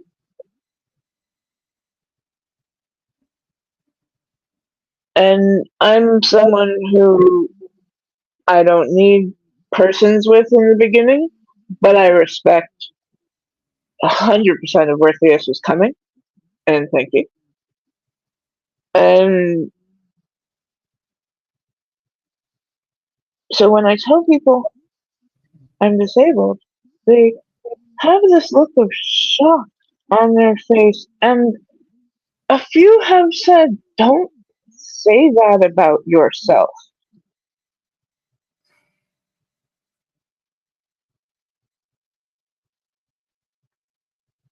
I imagine if they say that she froze. I imagine if they say that they're saying it from a good place. But you're right. You know what I'm saying? People do say that because it's an uncomfortable thing. It can be anyway, I guess. It can be uncomfortable. But it's like so. But it needs to be worked through. I definitely had to share with them that no, it's not a bad thing. It is just correctly labeling to help you understand where I'm coming from. That's it. But it varies from person to person, though, right? Because I get There are that. some people who don't have an issue with the term handicap, right? They grew up in the 70s or the 80s, Yeah, 90s. That's just the word it was. They don't care. Give right. me my ticket, give me my sticker, give me my tag. Leave me alone. Let me handle my day the way I handle my day, right? Yep. But then there are others who'd be like, no, that's an old term, right? That'd be like calling a black person colored, right? That's an old term. Toss that. We don't call ourselves that anymore, right? I'm disabled or I'm a person with disabilities or whatever the terminology might be. But it all runs the gamut based on who you're talking to. But I think most people can agree that the term crippled is a little insulting. I Just agree. like I mean, it's almost pulling their humanity out of them. Like you are this thing over here now. yeah. There is something called Crip Hop Nations, spelt with a K, KRIPHOP. There's no C word spelled with a K that's good. I'm No, sorry. The clan messed that up. I'm sorry. You're right. No, I'm sorry. Not the time to be funny. I can see where you're coming from, but this cat's point was that you can be crippled, like he was okay with that language, and instead of hip hop, crip hop, and um, I'm sorry. I'm sorry. Why does that sound like a I don't know. 1980 dance Look, it's cheesy. video? It does sound cheesy, but if the segment or the group, 'cause it's not everybody, if the segment or the group finds that particular thing that works for them, no problem. It's kind of like I'm black, and then you got people call themselves African American, and I mean personally, I don't care. You can call me African American or you can call me black, but I do not want to be called any of the terms that have been outmoded. Right? And I'm not even talking about the worst one. I'm just talking about some of the other ones I don't want. Right? It's cool. Like they got K-pop for Korean pop. It's not just pop music. It's Korean pop. Right? I was just So what are you thinking. going to I don't call know it? if Diss there's hop? a reason. There might be a reason that it's a K, and honestly, I really don't know. But They're probably a Kappa. maybe. Kappas like to put a K on everything. Sorry, that's another thing. Anyway. But I'll have to look up an interview, and there's great music. Yeah, but it's cool. It's just words But are fun. that's for Words are them. fun. Once again, still, I am not for myself. That's not my word. I don't begrudge anybody else their own self descriptor. No, unless it's so absolutely ridiculous. You know. Here's a question, Mm-hmm. and I don't know if this actually happens or not. It's in my imagination because I don't live in that part of the world, right? If you say to a person, I'm disabled. I don't even know how that conversation comes up, but I'm sure it does, right? Oh yeah. I'm disabled. Once you say that, do you find that you oftentimes are now in a short or mid conversation about your disabilities now? Because the term doesn't tell the story. I'm disabled. Oh, really? What's going on? Oh well. You know what I'm saying? Okay. Like, because it's almost like you've opened the door now. Right. And because I am an advocate, I do open the door for people to ask me questions.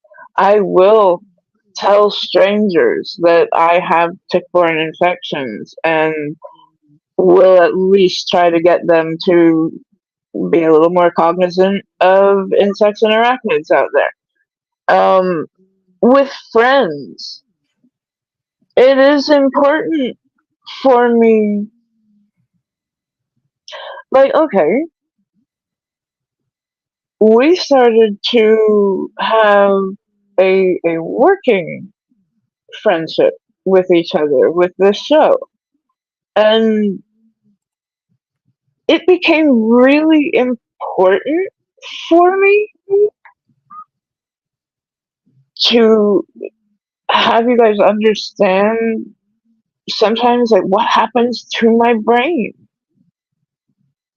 Because there are times when I'm having the bestest of conversations up here and I can't quite direct it the right way, or I'll think of something later, or because of the way my brain is wired, I sometimes can't hold on to a lot of details when new ones are being introduced often. So like that's where when I get to ask questions and you guys are perfectly fine with it, with recapping a story.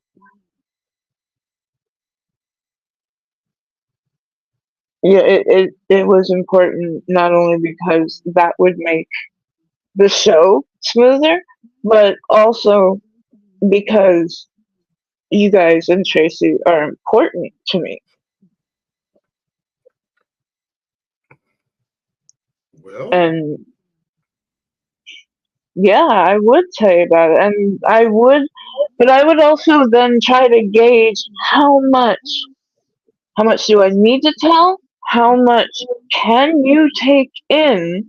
There is always that give and take, and sometimes somebody can't take in the heavy shit.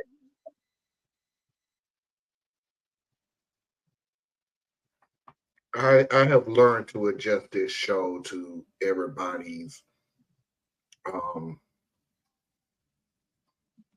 wants.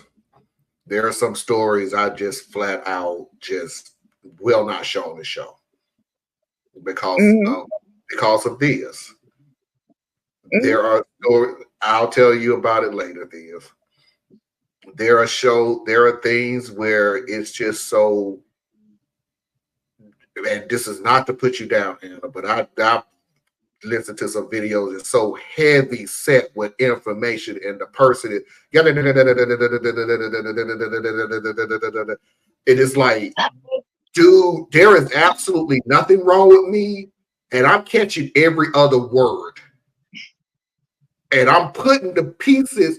I know myself enough, and again, it's because of my elementary school, that don't read the sentence, read the sentences as pieces, because there's going to be a point where you're going to hear somebody who talks that fast, but you're still going to have to put the pieces together to understand what's going on. Is it fair? No. But if you want us to see, you got to get through it. And I have learned how to do that. So I have listened to videos where they're talking 100 miles per hour, and I'm getting what's understanding, but I'm thinking, Anna's gonna turn her damn phone off and just go to bed because there ain't nothing in this. I'd be asking you guys questions, or there are things that can turn my brain off. So I don't know if that's what you're referring to. That's what I'm saying. I think he was just admitting that he watches that dude who talks real fast. That right wing dude. Ben Shapiro? Yeah, that dude. He was just admitting that he watches that. I have not watched a Ben Shapiro video in years. I can't stand it. It has nothing to do with his speed. I honestly, well, first of all, his rhetoric pisses me off. And this is petty. I can't take that voice. I don't like his speaking voice either. It sounds like a little bitty kid, it's like it's just scratching across what is the chalkboard. I can't do it. It's like, dude, I just for me. Can't It's not the chalkboard thing. It's literally like listening to a little kid talk, but I'm not listening to a little kid. Like, I like listening to little kids. I don't like listening to grown people who sound like little kids. Like women who have that really squeaky little girl voice. That grates my nerves. Him talking in a little bitty boy voice, it grates my nerves because it's just like my brain is like, these don't match, and it gives me trouble. even when this is something in our throats that we don't have. I mean, okay, we do have some control. control. We can try to, And there's some people who don't. Like, there's But some should people we? who, like, they develop their speaking voice and it locked. And that's just how they talk. Like him, I think that's how he talks. And I've known girls who talk like this, and that's just how they talk. And that's cool. Yeah, I'm just not gonna kick it with you. I was self deselect. The Red House was a tough decision Marlon had to make whether or not to show it. But it's for white people and black people and all people. It was a tough decision to show it again. That's probably one of your best videos. It was even a tough decision. It was even a tougher decision to make it video of the year because Foxy's videos of the week.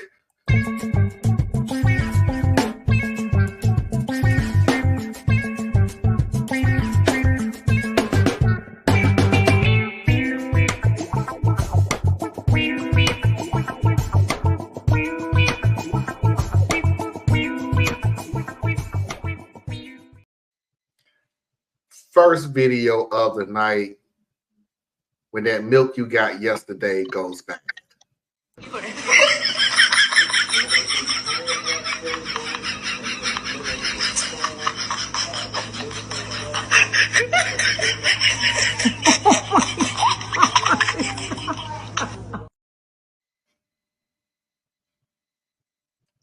I guess sometimes it's the simple things.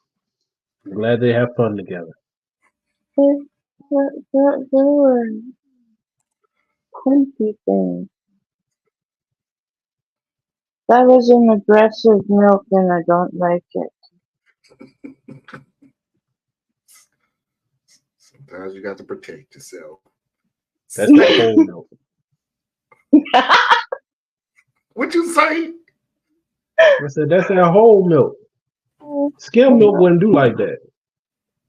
The 2%, I like they just like to get two. along. I do. I like two because skim is too thin. My tummy does not like things too thin. I just don't. I don't like milk. I used to drink milk, like it was like the drink that I would drink. I do not drink milk, but that's cool because there's something genetically anyway where most black folks are lactose intolerant. But I just don't like it anymore. It is most people, but it is real high for black folk. But yeah, it's some genetics, but it's cool.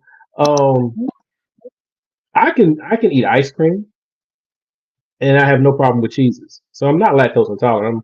I'm lactose sensitive or whatever you call it. But I don't like milk. Like I remember as a little kid, my babysitter when I lived in Germany. When you go to her house, there was 2 drinks. It was green lemonade. Green Kool-Aid. The green Kool-Aid. I don't know why that was just like everybody had green Kool-Aid. That was just why. And milk. So you could either have milk or you could have some Kool-Aid. Yeah, it's like lime. It's just disgusting. But it was very common. Green Kool-Aid, because I'm looking at you sideways with, why is your lemonade green? Yeah, not green lemonade. I said that wrong. It's the green Kool-Aid. Why would you not have red Kool-Aid? Like even in Europe where guys I don't know. But as a kid, and this is just anecdotal, so this is absolutely not representative of any group.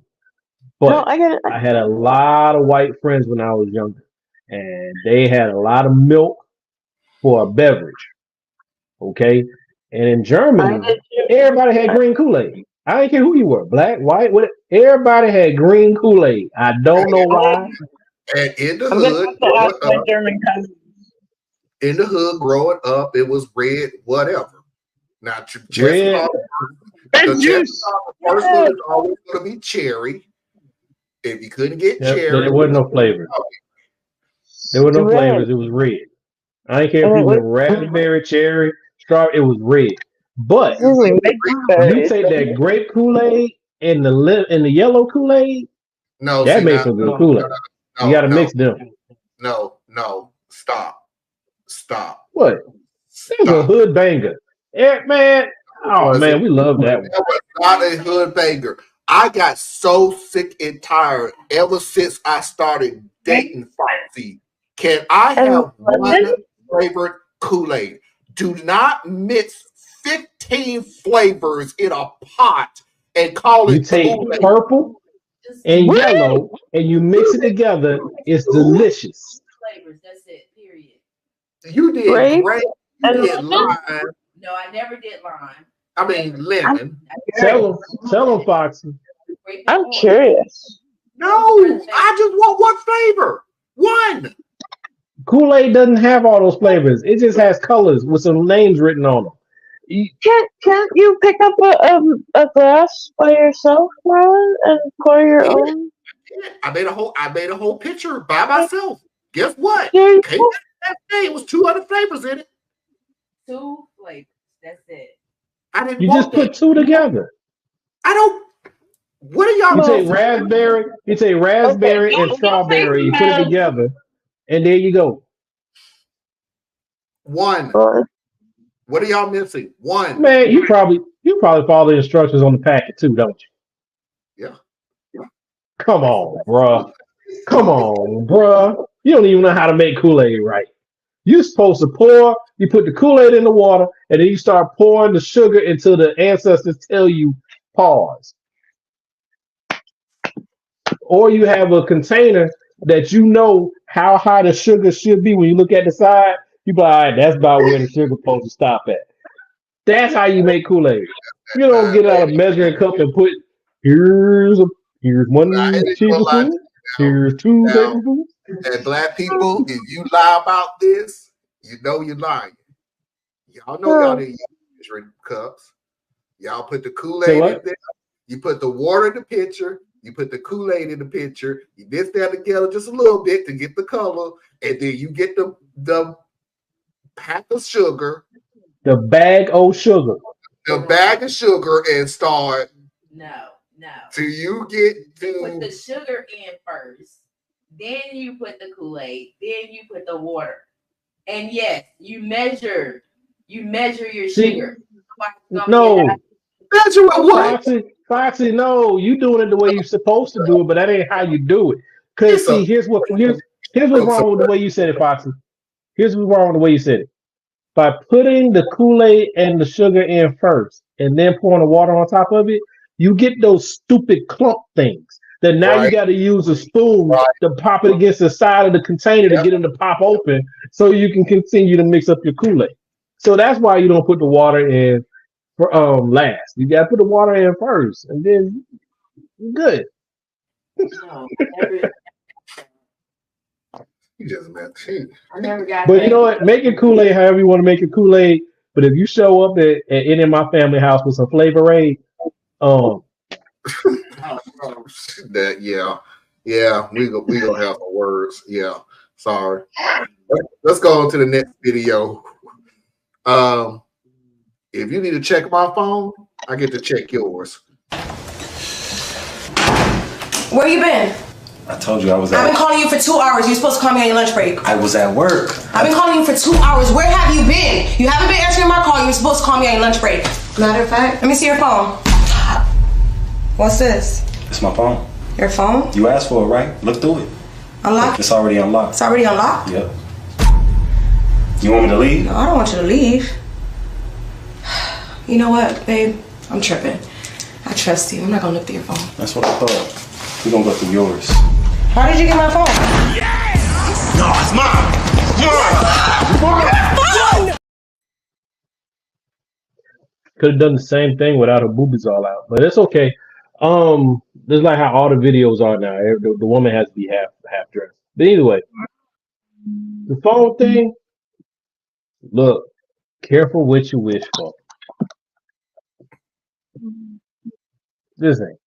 And then 9 times out of 10, you're not gonna find nothing that's like he or she's chatting with somebody else. What you probably is gonna find is a whole lot of freaky deaky stuff that y'all don't do together. Mind your business. That's why you don't swipe left and you don't swipe right. You look at the picture that they put on the phone for you to look at.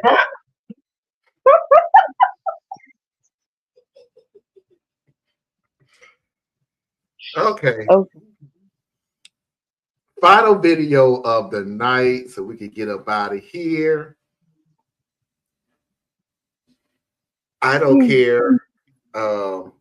In 2 weeks, will be married for 20 years.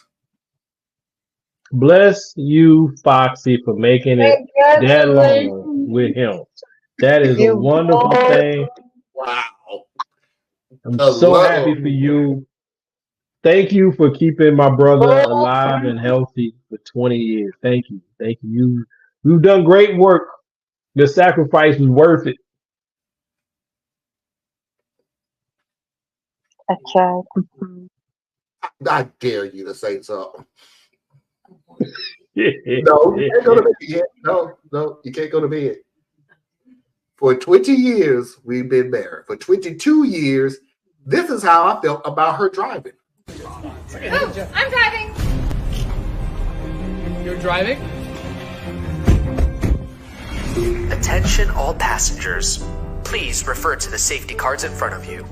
In case of rollovers or whoopsies, please fasten seatbelts as demonstrated. In the event of iced coffee spills, ponchos are provided underneath your seats. Emergency exits are located to your right and left. In case of any loud and annoying music, complimentary earplugs are provided for your comfort. Ready? And as always, we thank you for driving with my girlfriend. Okay, it's all right. Okay, you gotta slow down just a little bit. Attention all passengers, we are experiencing some turbulence. Please keep seatbelts fastened. Let's see. Turn the music down. I love that song.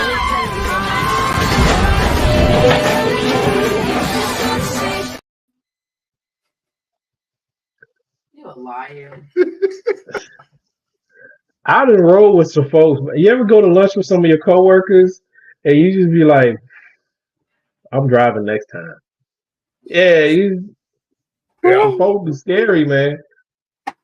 I call my friend Two Wheels because that's what she drives on. For everybody who don't know what my friends is Dash, and I promise you,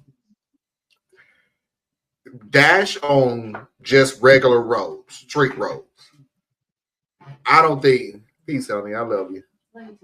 Good night. I love you. Sleep well. Good night, Foxy. Dash on street roads, I guarantee you, has never been anything below 55. Well, living up to the name. On the highway, I don't know what it is. Whatever's in front of him. Stop at his. I drive like an old person. I'm in no hurry. I'm on the interstate, max speed 70. Y'all just going around me. I don't even care. Do your thing. I don't care. Hey, how y'all doing? All right. I don't care. I ain't in no hurry. And yeah, and then like I work. There's one person, love her to death. This is my road dog at work, but she got a heavy foot, right? Like she whips and dips like wherever she go. And that's all well and good. But my thing is to this: all the drivers out there, male and female, are like, curbs are to be avoided. They're not parking assistance. Okay? You don't roll till the car is forced to stop. Do with that as you will. And I know this has been a joke. This has been a joke when I was a kid. Which is funny because I'm going to stop saying it's a joke when people actually believes it. So, red means stop. Green means go. Yellow means it's about to become a red light. The joke is always go, red means stop. Green means go. Yellow means go faster. Y'all take that to heart. A lot. You ain't nowhere near the light, but somehow, some way, you don't went from 35 to 55. I know people like that. Whatever direction you going, stop it. Yeah, I feel for you if you're behind me because I stop at yellow lights. Y'all be mad Yeah, at me, boy. that part. That's the second part that I'm having a problem with. The person that's in front of you who actually knows the law, don't get your panties in a bunch when he stops because he saw the yellow light and it turns red, and now you pissed off because you didn't go through the yellow light. Fucker, I'm not gonna raise my insurance rate for you. I don't even know who you are. Why would I Marlon, insurance for you? the funny part is, let's say now granted, if I'm almost at the line and it turns yellow, I'm going. But if I'm not even at the line and it's turned yellow, I'm stopping because at best I'll be underneath the light when it turns red, which is a violation. Right. You mad at me because I didn't go through the yellow light, but that means you were guaranteed to have been going through a red light. You ever got through the intersection on yellow and look behind you and the car is still coming through the intersection? You know you ran that red light. You know you ran that light. People are interesting, man. Marlon may talk a big game about Foxy, though. There was one night when it was midnight his time. Foxy wouldn't be home till 1. She was driving a long night. And he asked for some company. He was worried. Just once again, the love that these two share is something beautiful. I love the way that you feel protective of her, and she's out at midnight. Nobody would want their partner to be out there driving at that time and for another hour. And, I hope I helped that hour pass a little faster, but I know it still went really slowly for him. When you're worried, it goes. So I do love your love. Your love is fun. And what's funny on that note that you just hit on? I will not go to sleep if she's not home. Unless she's gone for the overnight. If she's gone overnight, then I'm going to bed. I'll probably be in bed at 9 o'clock. But if she's though, she's already settled somewhere, so I know that at least she's safe. But if she's on her way home and it's late, I don't go to sleep until everybody's in this house. But these jokers here, it'd be 9:30 and I'm not home. All of them sleep. Yes. Yeah. Whole house be dark. And she'll tell me. She'll sleep. I'm going to bed. Good night. I love you. Daddy keeps the whole neighborhood safe. I can go to sleep now. Literally, she would text me and go on to bed. Good night. And then the next day, she would literally tell me, "You went to sleep and I wasn't home." Okay, I did it. You know what? Never mind. I'm about to say I need to know the rules, but I do know the rules. You sleep, I don't. End of story. Well, you're the protector. I would stay up as well, and I don't genuinely, not genuine. I don't generally do gender roles traditionally, but I think that's a good human thing, Wait till your people are home safe, and is not gender roles, because gender roles would dictate, look, lady, you're not working till midnight. I'll find a way where you're not working that late. Kind of. I would strongly discourage a situation where my wife works that late. But if that's her career, that's her career. That's what the job requires. I'm saying, so it is what it is. Toxic gender roles would tell you I'm not letting my wife work that late at night. Well, I wouldn't even call it toxic, because if it fits how she likes to be governed or live, it's not toxic. You see what I'm saying? No, if I'm saying it's toxic for toxic, you. you don't care. You don't care. If it's toxic, you don't care that she has to do it, that she likes to do it, that she needs to do And that's it. cool. But yeah, I mean, it's toxic if she's resisting that thing. But we could look at something and say, you know what? My wife doesn't work. There's no way my wife can work. Her job is to be at the home raising the kids, and if we ain't got kids, she takes care of the house. Right? Now, by itself, that statement sounds really tell me more, right? How do I feel about this? But if you have a wife who is very much into those traditional structures and she just wants to be that person anyway, then that's irrelevant to her. If she fits right underneath that umbrella, she's good to go. So we would hear it and say that's toxic until you talk to her and you're like, well, that's healthy. Well, and that's the common denominator that I want to put out there is because what you want to do is you want to hold that conversation with your significant other. If it works for your household, it works for your household. How you feel about it being a next door neighbor or the person down the street that's irrelevant. You do what works for your household. They do what works for their household, and everybody goes about their business. That's how it should work. That's how it should work. I agree with you. As long as you ain't hurting nobody or depriving somebody of their mobility and freedom of motion, then yeah, I mean, that's why I feel like, well, what does it take to have a healthy relationship? It takes two people who are committed to having a healthy relationship, and they will determine the rules that makes that relationship healthy. That's them. That's them. It won't look like mine, you know. But then, like the gender roles thing, like the cool thing about that, even though I haven't experienced it, I'm positive it exists. It just depends on whose personality is to protect their personality.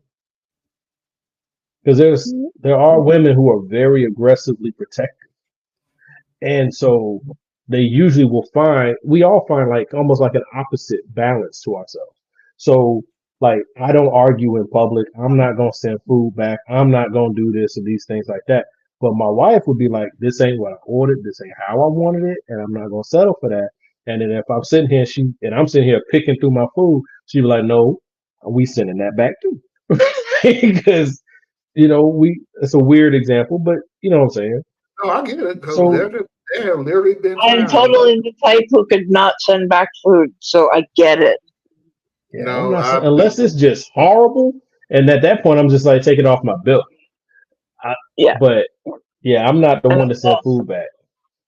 Yeah. I have been the person who will walk out on a restaurant though, and I don't mean I eat all the food and walk out. I mean I've literally me and Foxy walked out. We sat there. There was nobody in the restaurant, and I do literally mean nobody.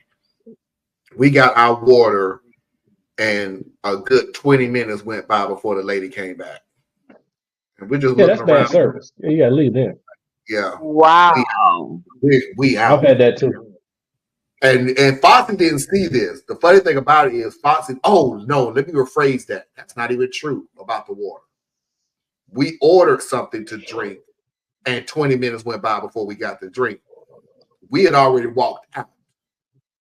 And I looked, and that's when the waitress came up and looking around like, where we go? And I'm like, it doesn't take 20 minutes to get drinks. You just opened. There's nobody here but us. So that's where our communication is really good, and that's old school customer service tricks. Is time runs from the last time you had contact. So if it's running long in the kitchen or it's running long at the bar, you need to make sure you're touching bases with your table multiple times, because every time you touch base, you reset some more time on that clock, so it doesn't feel the same. But if you just disappear, 20 minutes feels like an hour. To them, yeah. And the funny thing about it is you have to think about the customer. You're thinking it's as simple as, oh my God, all they get so mad because all they want is salt. The customer is thinking, yeah, like literally, you just need to bring me some salt, and I would have been done with you for the next 30 minutes. But now I'm sitting here with my food getting cold and everything else because I have no seasoning out here, and you done disappeared. That's a whole nother thing. I don't understand people who put salt on their food when they're out to eat. I don't get that. Some people, hey, it's some fast Not a seasoning, people. I have a I'm just messing. when we moved to Washington State in 1996, my parents take me to a diner like place. Now, please keep in mind, I'm from New York City. I'm used to New York City diners where you walk in and pretty much before you even hit the table, you've already got water and either somebody waiting by with like a hot pitcher of water for tea or a hot pitcher of coffee. They're like, so we come out and we're gonna have my first night out here. We're gonna just have a little bit to eat because we got in from the airport. That's like a 45-minute drive. No joke. We the place was full, but damn it, for a cup of tea, 45 minutes, and then they left so quickly that, well, we have sugar at the table, but we don't have milk, and we take it light and sweet. So we didn't see that person for another 20, 30 minutes. Like, sometimes you just get bad service. Oh, yeah, that too. That seems to be a normal thing. I'm gonna make this an after-hour show, but let's get on up out of here, folks. Yeah, sorry, we're just starting to tell stories now. We just tell stories. Means nothing. It probably means something. It meant something to me. It was an opportunity to spend time with two of my favorite people, and I'm sorry it didn't mean anything to you, Mama. It meant so much to me. You already said it didn't matter. I said it didn't mean much to most people. I didn't say it didn't mean much to me. Yeah, tell everybody where they can find you. Hey, you can find me on OurUnitedFloor.com. And you can also find me here, Radical Truth for Power, and what's the other one called? Saturday Night Vibes. Yeah, there you go. Then where you find me. Anna? You can find me at BoreliaEtc.com, right down here somewhere. And also, here on the weekends, with these fine two gentlemen. Ladies and gentlemen, boys and girls, children of all ages, non-conforming individuals, and of course, I'm assuming you're Lujabitwa. I appreciate Biz. I appreciate Anna. You know what? I can't do it. I can't do it. We won't be back next week. We're taking a whole weekend off. Let's go out on a nice note. It was the 90s, and we were at the Fall Festival, and there was this game where you threw darts at balloons, and the prize was either these weird mirrors with heavy metal bands, or you could also pick a goldfish. And I really wanted the goldfish, and I popped a balloon, but my friend was like, "Don't pick a goldfish, are you gay?" So I was like, no, and I picked the Twisted Sister mirror. But actually, I wanted the goldfish. I just didn't want anyone at the Fall Festival to think I'm gay. But looking back, I wish I had been brave enough to be myself at the Fall Festival, being gay with the goldfish, being gay with the goldfish, sing it with me, gay with the goldfish, being gay with the goldfish. That window is open and there's two guys who could totally hear me.